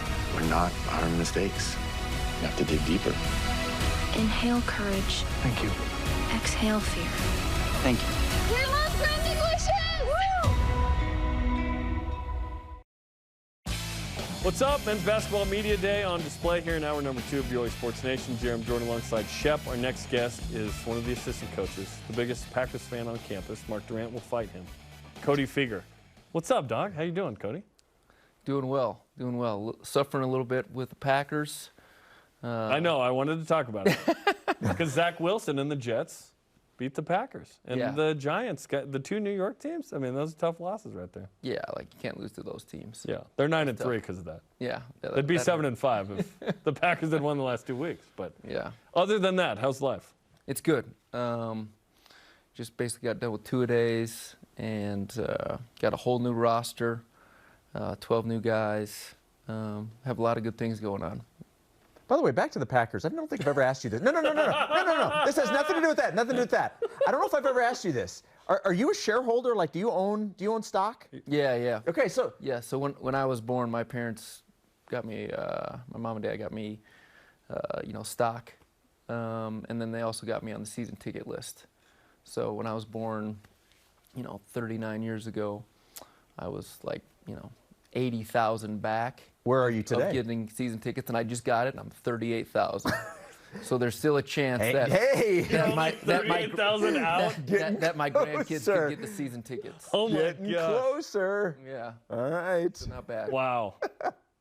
Wow. We need to call Bart Starr and hook you up here. Come on, man. Okay, so new season. You mentioned 12 new faces. How's the sort of chemistry and integration of those guys been? Because some of the guys didn't come until kind of the fall semester almost started, right? Kind of a late start, if you will. But it seems like that's going pretty well. Yeah, it's going great so far. We got a lot of guys that just care about winning right now. But playing time hasn't been decided yet either. But they've been great so far and working hard together. Yeah, it's been a lot of fun. We got Spencer Johnson back there. He's just staring me down, making sure I'm saying all the right things. He's hanging out. He thinks he's going to host tomorrow's show, I think, over there. But with, go ahead, I was going to say, with so many guys, and obviously you don't play an official game for a while, as a coach, what are you wanting to learn about the team in these early practices before the season starts? A lot of things we're looking at right now is adversity, right? Can they battle through adversity? So we'll put them through different drills just to see how they're going to react, and scrimmage, special situations, all these different things. On when push comes to shove, where are they going to be? What are they going to be thinking about? How are they going to react? Making sure that we're all staying together. Tell me about the 3 return missionaries, because I know Tanner Chulston had a foot injury. He's kind of catching up with his health, of course. But Richie Saunders looks massive for a freshman, 6'5". And then Dallin Hall was the Gatorade Player of the Year here. He's expected to be a good one as well. Yeah, we're really excited about those 3 guys. I mean, that was really a part of our first real recruiting class at BYU. They're finally here. They're finally here, which is, crazy to think about. Like, I was talking to a couple coaches this summer, and they're like, hey, tell me about your roster, this and that. I'm like, well, we got, Tanner Chulston, Dallin Hall, and Richie Saunders back. And they're like, what? They're just trying to figure it out. Yeah, and they're like, oh, I remember those guys. They're like, they haven't been on your team? No, it took 2 years, So that's just a fun thing to talk about during the summer. But we're really excited about those 3. They're both really hard workers. They're all about getting better every day. They're in the weight room. They want to watch film. They're just a pleasure to be around. Tanner Chulston, he's getting a little bit stronger every day right now. Dallin Hall he's taking a step up every single day. You can just see it. He's got such a great IQ. He sees the play before it happens. So he's been awesome. And then Richie Saunders, he's just a workhorse. He just, everybody wants to play with Richie just because he's all day, every day, and he plays so stinking hard. What we saw out of Foose last year was so incredible. I know everybody cannot wait to see what he brings this year. I wanted to ask you about Atiki. The word that always gets used is raw, just how raw he is. How's his progress coming along? He's taken a massive jump from last year to this year. I mean, it's pun intended with the verticality? Like, both. Yeah. Yeah. Hey, thanks. Yeah, I could have used that one. Dang it. Next time. Yeah. No, but he's been incredible. The way he's processing things on the floor right now, he's doing an incredible job, and he sees it way faster. He works so hard. He's been, it's just so awesome to see how much better he's gotten.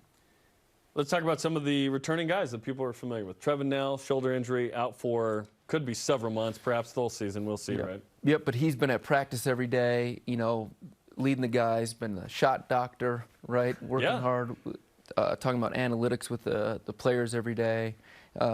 His leadership's been great. He's been an everyday guy, and that's hard to do, right? When your injury's there. But he was in there this morning with Coach Shork, and he's excited to get back as soon as he can. He's engaged despite not being able to play. Like 100%. He hasn't just gone away. Right? Exactly. Like he's involved in every drill. Like he'll come ask, hey, what are we looking for in this drill? Wow. He wants to be. He wants to be a huge part of this thing. And that's probably as important as it is for you guys as coaches to see that in the investment that the players. It's like we hear all these stories about when guys get hurt and they just don't feel connected. It's got to mean a whole lot to him to still be and have that type of interaction with the team. Yeah, it's awesome how much he cares, and he wants these guys to be great. Always calls them my guys. He's awesome. That's awesome. Gideon George.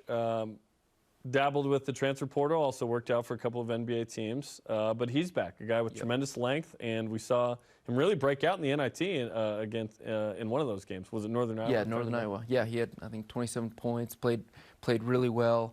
Gideon's taken another jump, too. His conditioning, he's really taken that to heart. He's probably one of the most conditioned guys we have on the team right now. He knows that was kind of slowing down his progress at times. But he's been an everyday guy, and he's gonna he's going to take another good jump here. And then let's have you awkwardly talk about Spencer Johnson in front of Spencer Johnson here in studio, as if he wasn't here. Spencer is one of those guys that just walking around without a shirt on all the time right now. He's on the cross-country team? 18 pounds of muscle. He's Oh showing my he's going to gosh! let people know about it. He just tries to run into people now. You know, just walking through the hallway or whatever. He's just trying to run into people. Just picking fights. Yeah, he's always wearing cutoffs. You know, this is the first time I've seen him with sleeves on in a long time, so it's good to see him. So we've talked to the players about the uniforms. I want to ask about your uniform because we talked with Coach Pope, and it sounds like we're going to wear suits, you guys may be... Preseason rhetoric. You guys may be working on him a little bit. He said you guys had a vote, talked about it yesterday, and it's debatable now. It's not like for sure we're doing suits. You may have a chance here. I don't believe it. Yeah, I mean, yesterday was the first time we've talked about it as a staff. It really doesn't matter to me at the end of the day, other than I'd rather not wear a suit. So it does matter to you. To be honest, yeah. I mean, they're not doing it in the NBA, you know. They're not doing it most places. They are chill in the NBA, that's right. Oh, yeah, it's all like three-quarter. Well, post-COVID world is way more chill. With we have yet to do suits, calling games and stuff. Yeah. I mean, it's just, you know, football coaches, they wear, you know, sweatshirts and hoodies. Cut-off hoodies. Yeah. Baseball managers are wearing uniforms, right? Literally wearing pinstripes. I'm not saying we need to wear uniforms, but, you know, if we could kind of look like the NBA coaches, I think that'd be a good look. I think you're making inroads. It's good to know you don't have an opinion on that. With the schedule, what sticks out? Because this is going to be the last of the traditional schedules, and then next year it is World War III once you get to league. Yeah, Quad 1 and 2s every game. It's going to be a monster. This year's schedule, honestly, you know, my mentality, I know Coach Pope is just every game is big. Like every game matters. You know, we got a scrimmage this weekend. That's all we're thinking about right now. Or me That's personally. a secret scrimmage. Yeah, secret that no one knows about. Didn't Seth Davis tweet out about? Yeah, I think Seth Davis. I think Jeff Goodman. I don't know how they're finding it out. Yet no one knows about it. It's just crazy. Secret combinations going on here. But the Bahamas, huge opportunity. Obviously, the Bahamas is cool. Bahamas is great. Got potentially 3 massive games. Yeah. Creighton's a payback, neutral. Yeah, Creighton. I mean, Missouri State coming in here, San Diego State. Just every game. BYUSN again. Yeah, every game matters. That's a great game every year. The fans are awesome down there. Are you saying that sincerely or sarcastic? No, I love it. Yeah. I love it. Like I love playing away games good too, history just there because with the I just show. and I love fans. And BYU's won there a lot. Yeah, like a lot. Yeah, it's a hard place to win. 2 years ago. Yeah, there's no fans there that game though. Oh, well, that but helped. It was a great win. Yeah. Charles Zabuo and Brandon Avery just crushing 3 in Viejas, which is awesome. Okay, this team's going to have the blue and white next week. November 7th, you've got Idaho State in the season opener on BYU TV, shameless plug. What do you need to accomplish between now and then with this group? I'm really excited to see what happens this weekend. I don't know if I'm allowed to talk. Secret and how we're doing there. We need to become a much better rebounding team. That's going to be huge for us going forward. Because you're basically playing one post player in Foose and then Tiki. Those are kind of the 2 traditional bigs. Yep. Very similar to our first year at the end of the day, right? Yeah. Yoli and the gang. You know, with Colby coming off the bench. Yeah.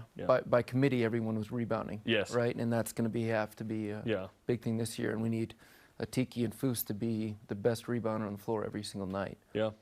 So yeah, that's really important for us, rebounding. And then our half-court defense, we're working on different things there that I'm really excited about, that as a staff we're really excited about. And then offensively, our transition, and then our kind of flow in our half-court stuff. So a lot of things, honestly, that we're working on. There's not one specific thing. But it's just going to be a fun roster, a fun year. But you like the trajectory that the team's on heading into the season. Yeah. It'd be hilarious if you said no. You're like, no, actually, it's not going great. Actually, the guys have been tough. Yeah. No, it's good. And then, like I said, how each guy's going to react right now, because right now we're trying to see if we can separate them at different times. We're kind of doing that during practice. So all that's really important going forward. Okay, well, good luck. I am really excited. Well, good luck in the thing you're not doing this weekend. Yeah. And we'll see you for the blue and white scrimmage next week. Sounds good. Good luck to the Packers as well. Yeah, we need it. We need all the help we can get right now. Yes, thanks, Cody. Yes, you do. What are you rubbing it in? What? Like of course, hey, your team won on Sunday. My team both lost. I went to the game. It was great. All right. All right. Coming up next Wednesday, we get the season started with our blue-white scrimmage. We were just talking about that. Coverage as the men's basketball season quickly approaches. Watch it live on the BYU TV app at 9 Eastern Time. Yo, Gideon George is in the house. Why'd he decide to return to BYU? And is he debuting right now for the Harlem Globetrotters? This is BYU Sports Nation. I love that tie, by the way. BYU Sports Nation is presented by the BYU Store, official outfitter of BYU fans everywhere. BYU Food To-Go's convenient location at 2191 North Canyon Road in Provo makes bringing popular BYU foods to your next event easy. Everything's ready when you need it at the drive and load pickup. You drive in and they load no matter the weather. And stop in the on-site creamery for great BYU chocolate milk and ice cream. BYU Food To Go, bringing campus to your table. Call for details, 801-422-5001. Introducing the truck for adventure. The all-new 2022 Nissan Frontier doesn't compromise on power or comfort. This midsize truck was redesigned to incorporate the latest technology and designs for safety, comfort, and convenience. Plus, with up to 6,700 pounds of towing capacity and best-in-class horsepower, it's rugged enough for adventure and still safe enough to transport all your favorite people. Where's your new Frontier? You'll find it at Tim Dowling Nissan Southtown and South Jordan. If you're looking to build your brand awareness and increase market share as BYU moves into the Big 12, this is the place, BYU Athletics. We can provide the tools you need to make sure your company is seen and heard. BYU Athletics is where you can align your products and services with loyal fans that cheer for our Cougars. And they can also help your business win. Learn more about what a partnership with BYU Athletics and your company will look like. After all, this is the place. Email sponsorship at byu.edu today. This is BYU football with Kalani Sitake and Greg Wrubell. When I was younger, I was a better dancer. Don't show any more dancing. Yeah, okay, good. I think we've developed some really good habits the last couple of weeks and looking to step it up again. A lot of great things can happen when they care. Not bad. That's good stuff. Hey. Yeah. Yeah, thank you for ending on that one. That was a good one.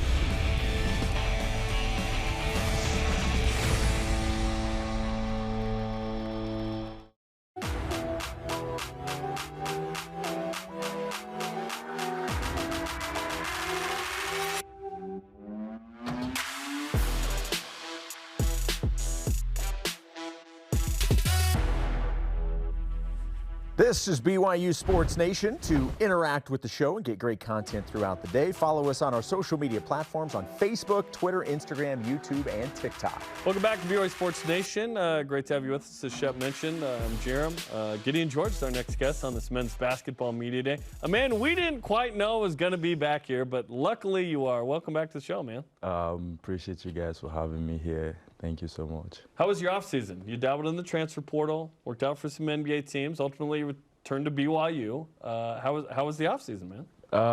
It was great, though. It was like back and forth off season, you know, just especially with my brother, you know, he doubled down for me to stay here at BYU. Samson. Yeah, Samson. Who played at Pitt. Yeah, so it was fun. It was a fun off season, ain't gonna lie, you know, and I made the right decision for myself to be here.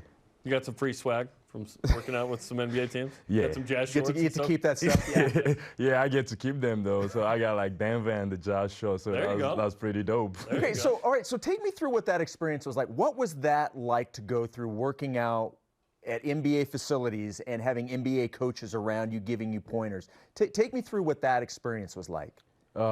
He's really good, you know, like the stuff we learned over there is no different from the stuff like Mark Pope and his coaching staff teaches. So I'm like, oh, I knew this stuff because they teach it. So it's like they're teaching high-level basketball here at BYU. So that helped me like adapt to some of the things they were doing out there. So it was really fun. And what kind of feedback did you get in terms of what they would want to see from you to be an NBA-type player or a professional? Just be a 3-and-D guy. They keep it that simple, and, you know, it's not that simple. You got to go prove it every night, so they just keep it simple, be a 3-and-D guy. Do you feel like defensively you're in a good spot and then just keep shooting the three at a high level? Like, what do you need to work on to be a 3-and-D guy? You just keep improving on both every day. So I want to be the best defensive player, and I want to be the best offensive player too. So I got to work on those every day. So I need to get better every day at those. So I'm trying to do that every single day. Obviously, your name is synonymous with basketball, but it's also, you know, right up there with your foundation and your shoe drive. What's the latest with that, right, by the way? Yeah, so on the 17th of December, the game against Utah at home, so we're doing a shoe drive. Yeah. Yeah, so the containers are going to be outside like a week long. I think it's going to be at the women's game against Utah. The container is going to be out there, so you can bring your shoes and drop it out there.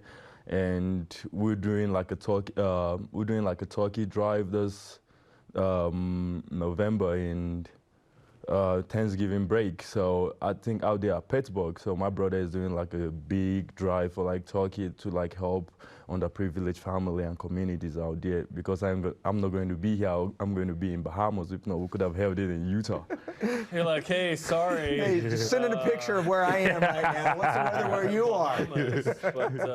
But yeah, this is pretty nice. That's going to be awesome, man. And those games are big time too. Yes. So it's going to be fun to be there. But also, hey, you got to come away with a couple of victories, because that will really help your resume, starting with USC in that first game. Yeah. Little payback from Connecticut a couple years ago. Oh, yeah. You had a nice game in that one. I still remember that. St. John's especially. I know. I still do remember that. Like, I think we're in the right path right now as a team. So we still, like, building, like getting to know like everything, you know, like believing in what the coaches teaches and the system of BYU. So I think we're in the right path as a team, and it's going to be a fun one in Bahamas too.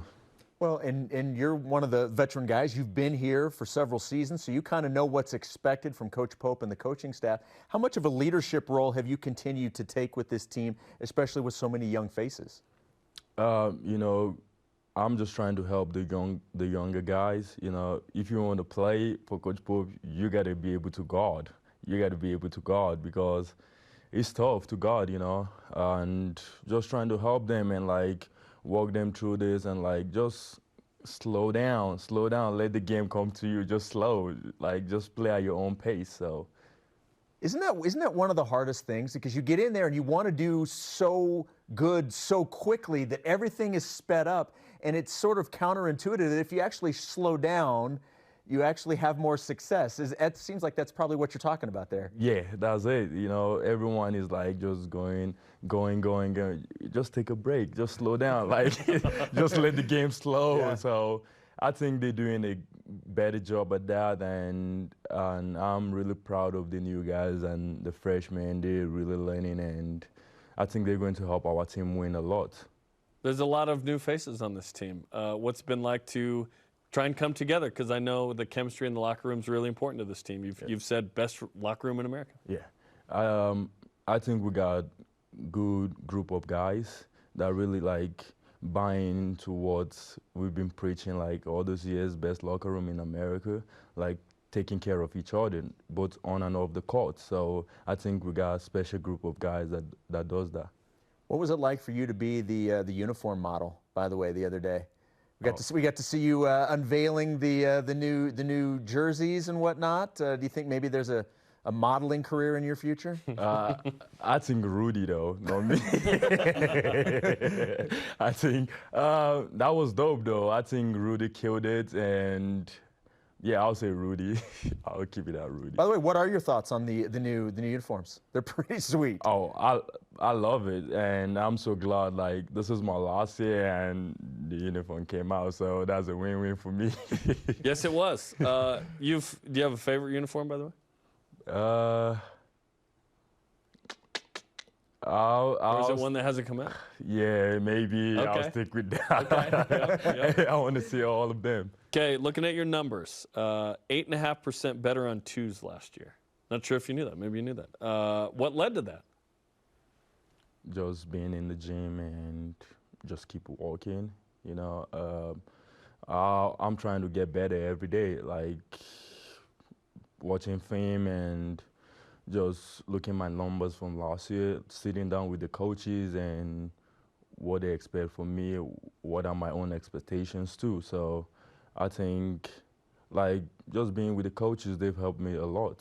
So you want to grow every day, every year with your game, you want to grow. So I think there's a lot of like growing space for me. I think I'm getting there. I'm not there yet, but I'm still getting there. I'm still pushing to get there.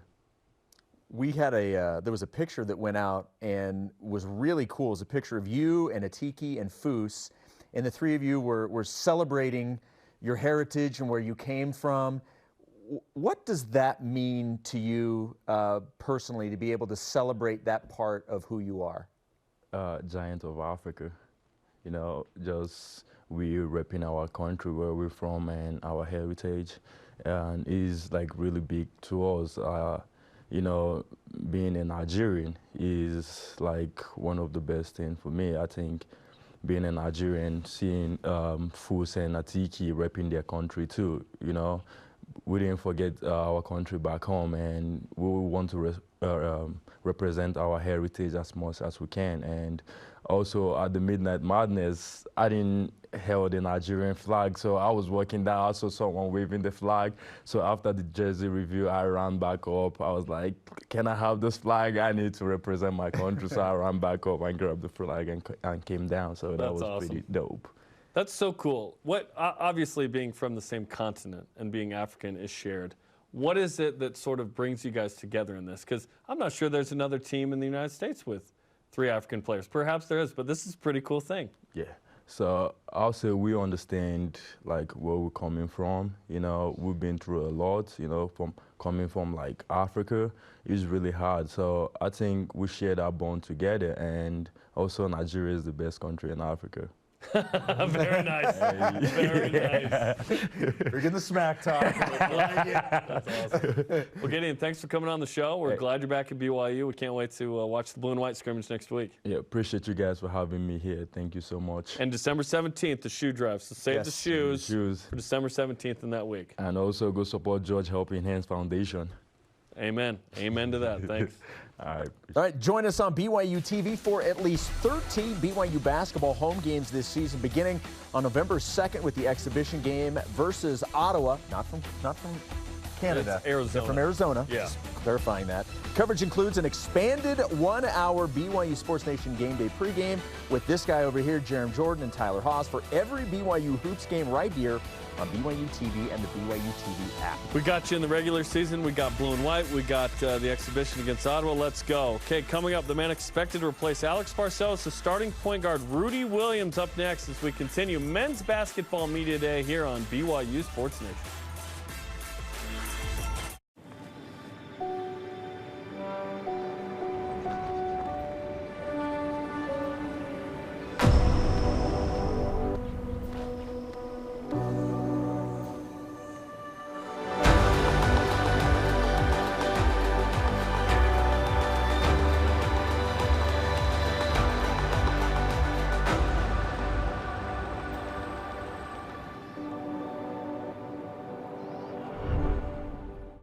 Football in Utah is all about the rivalries. Red, blue, quarterback, wide out, rewards. Wait, what? My style, checking rewards. My style, right. For Mountain America's My Style Checking, it's all about the benefits. Loan discounts. But it's hard to pick a favorite. No, mobile phone protection. Telehealth. You're gonna need that when we're done. I heard that, let's go. Get the account rivaled by no one. My Style Checking from Mountain America. Let's kick off AFR on BYU TV. What they did in that fourth quarter was not unexpected in my book. Everyone did their job perfectly, and it resulted in, obviously, a touchdown. Who knew that he had these kind of hands? And right at the snap of the football, they both go right downhill. And that was the end of that. he knocked him down pretty quickly.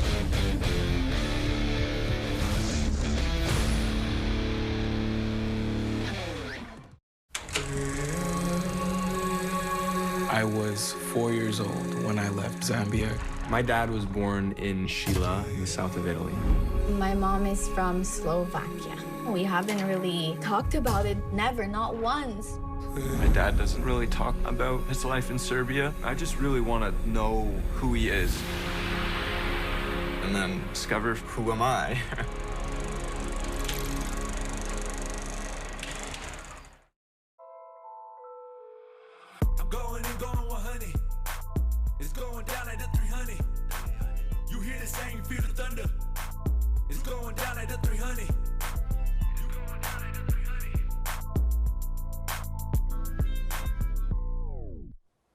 Yo, Rudy Williams in the house as we finish up stuff here on BYU Sports Nation Men's Basketball Media Day. Jeremy Jordan alongside Shep.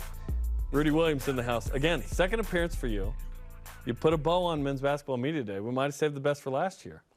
I'm not going to go ahead and say that, but appreciate you guys for having me again. Thank you. You're a big fan of Airheads, the chewables right now. You got that going You've got on. that over to the side. Working on that NIL deal. Those are delicious. That's a road trip snack for me. I love For sure, those. airport snack. Like here's what I want. I want though to make sure everyone's aware. I've said they're delicious. He's said they're delicious. What we're angling for is to maybe have one of those. I think is kind of what we're going with. Can we have some? Is that all right? Sharing is caring. Thank you, Rudy. I appreciate it. I think. This is just a taste of the distribution you're going to see from Rudy Williams. Now here's the thing. I just want to make sure I'm showing. I'm only going to eat the blue one. You see, you're smart. You're doing it right. There you go. Thank you, Rudy. Time. Got you guys. All right. Thanks for coming on, man. No, just kidding. Okay, 2 days are over. Yes, sir. How'd they go? 6 a.m. No more practice at 6 a.m., which is probably nice. I mean, it was tough, honestly, but you know, it helped us grow. And I feel like it kind of put us above and ahead of the curve of everybody because we were just getting more gym time than anyone else around the country was. You know, the mornings were hard. I feel like waking up was the hardest part, but once we got in the gym, everyone was full of life, everyone was full of energy, and practices went smooth. We did it for about 2.5 weeks, so it was pretty good. Anybody have too much energy at 6 a.m. where you're like, whoa? Coach Shork, strength guy, yeah. He wanted guys, like, you know, guys are still wiping the crust out of their eyes, and, like, he wanted guys to be hooting and hollering already, so. But, you know, as practice went on and stuff like that, that's where guys got to, but he wanted it at 5:59, so. Yeah. It's early. We're in college here, right? Yeah. So do you feel settled? Like, how has the transition been from Coastal to BYU so far? Transition's been really good, honestly. I'm loving it. You know, everyone's embracing me. I'm embracing everybody. Provo is a nice place to live, honestly. I'm loving it, honestly. No complaints. Basketball's been going good. You know, life off the court's been going good. I'm having fun. And I'm just super excited for the season to start, honestly. Spencer Johnson said, because we said, hey, give us something to ask Rudy. And he said, well, he says he's from Florida, but he's from Canada. So what's the situation there? Because we know you're from Ontario, right? Yeah. We talked about it. I was born and raised Hamilton, Ontario, but when I was like a sophomore in high school, I moved to Florida, and I kind of just count that as home in the U.S. That's, you know, that's my American home, and, you know, I've kind of been going back every summer, honestly, for the past like 7-8 years. So that's why I call it home. Did your family move to Florida, or you just went to Florida to play basketball or something? It was just me, but I have family down there as well, too. Gotcha. That's awesome. What are your own expectations for this year? A lot of W's, honestly. You know, I want to win a lot of ball games. I want to have fun doing it. And I kind of just want to, you know, prepare myself for the next level, you know, while helping BYU as much as I can. Okay, you and Gideon George, perhaps those are others, you guys played JUCO. Yes, sir. What did you learn from that experience that's helped you not only appreciate but improve your game at the D1 level?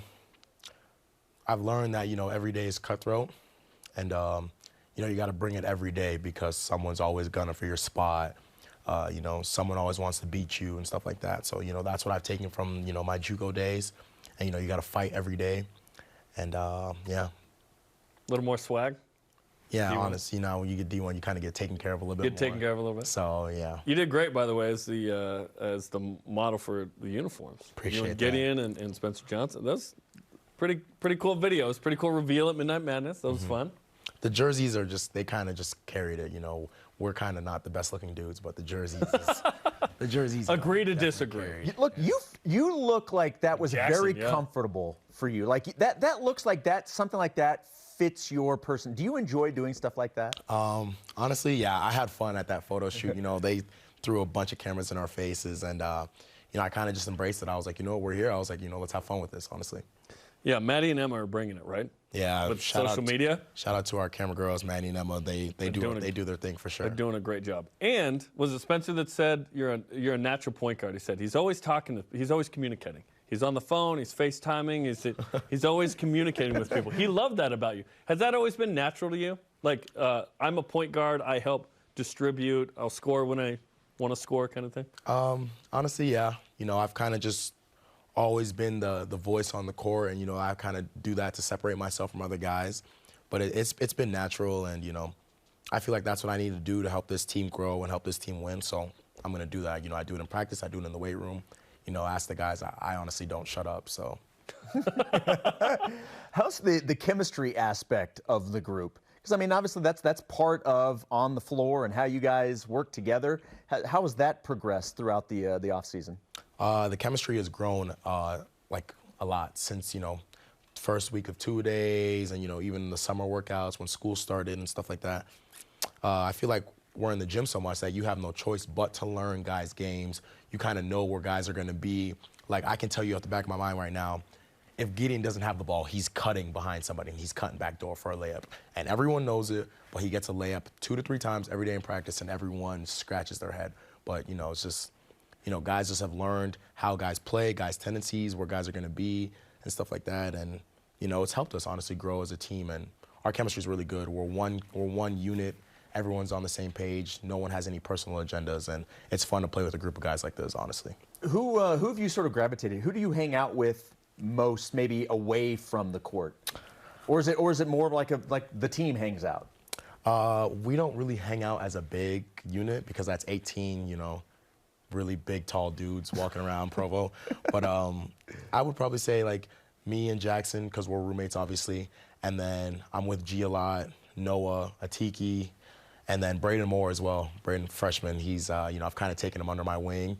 And, you know. Trying to get to Kanye? Is that what's going on?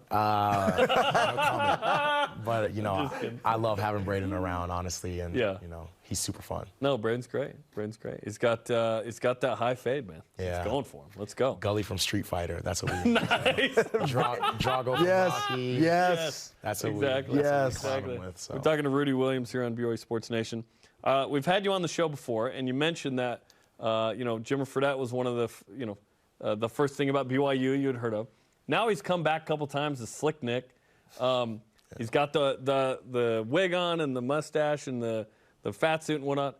Could you take Slick Nick? I'm not asking you if you could take Jimmer Fredette, because Jimmer's still Jimmer. Could you take Slick Nick? Maybe on like my best day I got it, because I seen the clips of those walk-on tryouts, and you know, he was doing that effortlessly. He can still shoot it and all that stuff. Yeah, Slick Nick, I think, you know, he would play some heavy minutes here at this team at BYU. Is Slick Nick the starting two on this team? He'd be the starting everything, honestly. He's playing 1 through 5, honestly. 5 Slick Nicks winning the ship. Yeah. You know, staying with that, Coach Pope was talking about the alumni and having, you know, the alumni come back and having guys like Jimmer Fredette and Danny Ainge and guys there. What's it like for you to be a part of a program that has that type of history in it? Honestly, it's been a blessing, honestly, because like you're just looking up in practice one day and you just see an old dude in a hat, and you get close and you're like, oh my gosh, it's Danny Ainge. And you know, anyone who knows basketball, you don't gotta, you know, talk about him. You know what he's about and who he is. And you know, just having a guy like Jimmer around. I went to the football game this past weekend, and I was just in the concession line, and I see Jimmer with his kids, and he was like, oh, what's up, Rudy?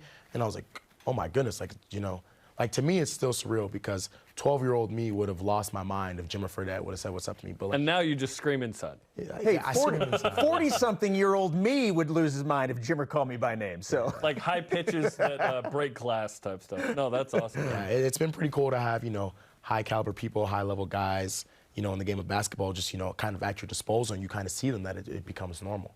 So it's been pretty He's like the most normal superstar of all time. Yeah, like honestly. He's unbelievably relatable. Like, he said what's up to me. I didn't even see him, honestly, so like that just shows how like much of a human he is and how humble he is. So. Yeah, he's great.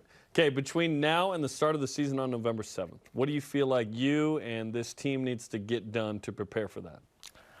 I feel like we just got to keep stacking good days together.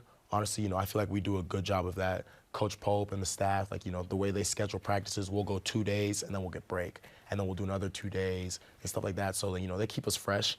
And I feel like we just got to keep putting good practices together so we can keep growing as a team, keep growing this chemistry, which is, made a crazy leap. And honestly, you guys just keep getting better individually.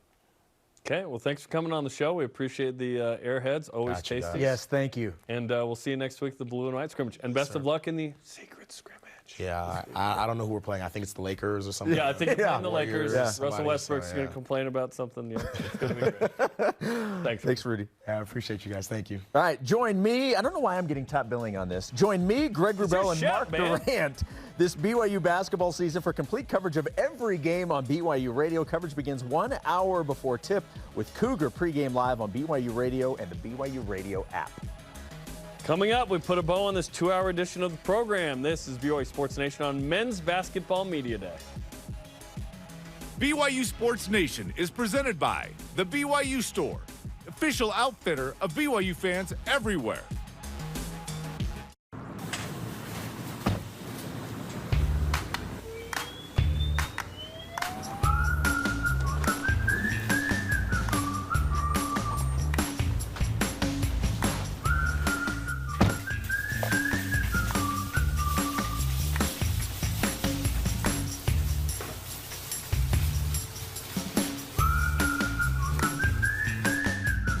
Quick crack.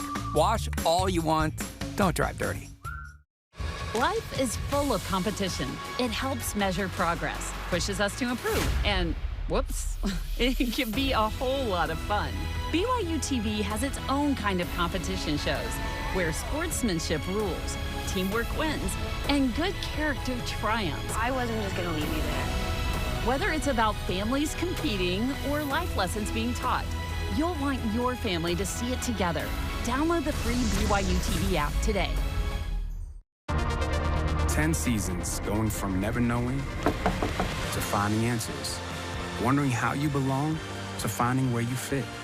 10 seasons of questioning what might have been to embracing a bright future. I was able to put a big piece of my family together. I was getting answers that I had been wondering about.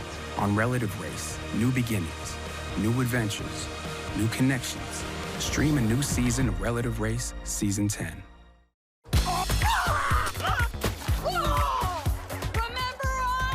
Ready to have a good time? Slap! Slap! Slap! Meow. Is that bad? That's pretty good. I love it! Wow, you're good. Everyone says that. BYU Sports Nation is on demand. All you need to do is download the free BYU TV and BYU Radio apps or listen to the podcast while you're there. Subscribe, rate, and review. Hey, what a fun day we've had. We've had Mark Pope on the program. We've had Rudy Williams, Spencer Johnson, Gideon George, Cody Figure. Did I miss anybody? Those 5 guests? Is that everybody? Did I get everybody? I think that's everybody that we had live. No one's helping. I got one nod. Thank you. Appreciate it. Okay, today's Rise and Shout presented by Mountain America, the official credit union of BYU Athletics. Let's give it to BYU Hoops. We do this every year, Shep. We go, hey, football season, baby, we're in it. Hoops is like way in the distance. No, it's not. We get to October. We got the practice. We got media day. We got blue and white coming up. You got the secret scrimmage that nobody will talk about? If you Venmo me a certain amount, I'll tell you who the opponent is. The Voldemort of games, apparently. Did Goodman or Seth Davis tweet out who it was? Yeah. Oh, okay. Never mind. We're good. Yeah. We're good. They said it out loud? They put it in a tweet. Okay. It means it's 100% true. Yeah, there you go. Okay, thanks to all those guests I mentioned for joining us today. Conversation continues 24/7 on Twitter, Instagram, and Facebook. This and all of our shows are on demand on BYUSN.com. Sorry to Dennis Pitter, we ran out of time. For Jason, I am Jerem. Shout out to Gavin McGregor. Remember Gavin McGregor? Yeah. He was great. Hey, more of this. Related to Colin McGregor. No, he's not. Go Cougs.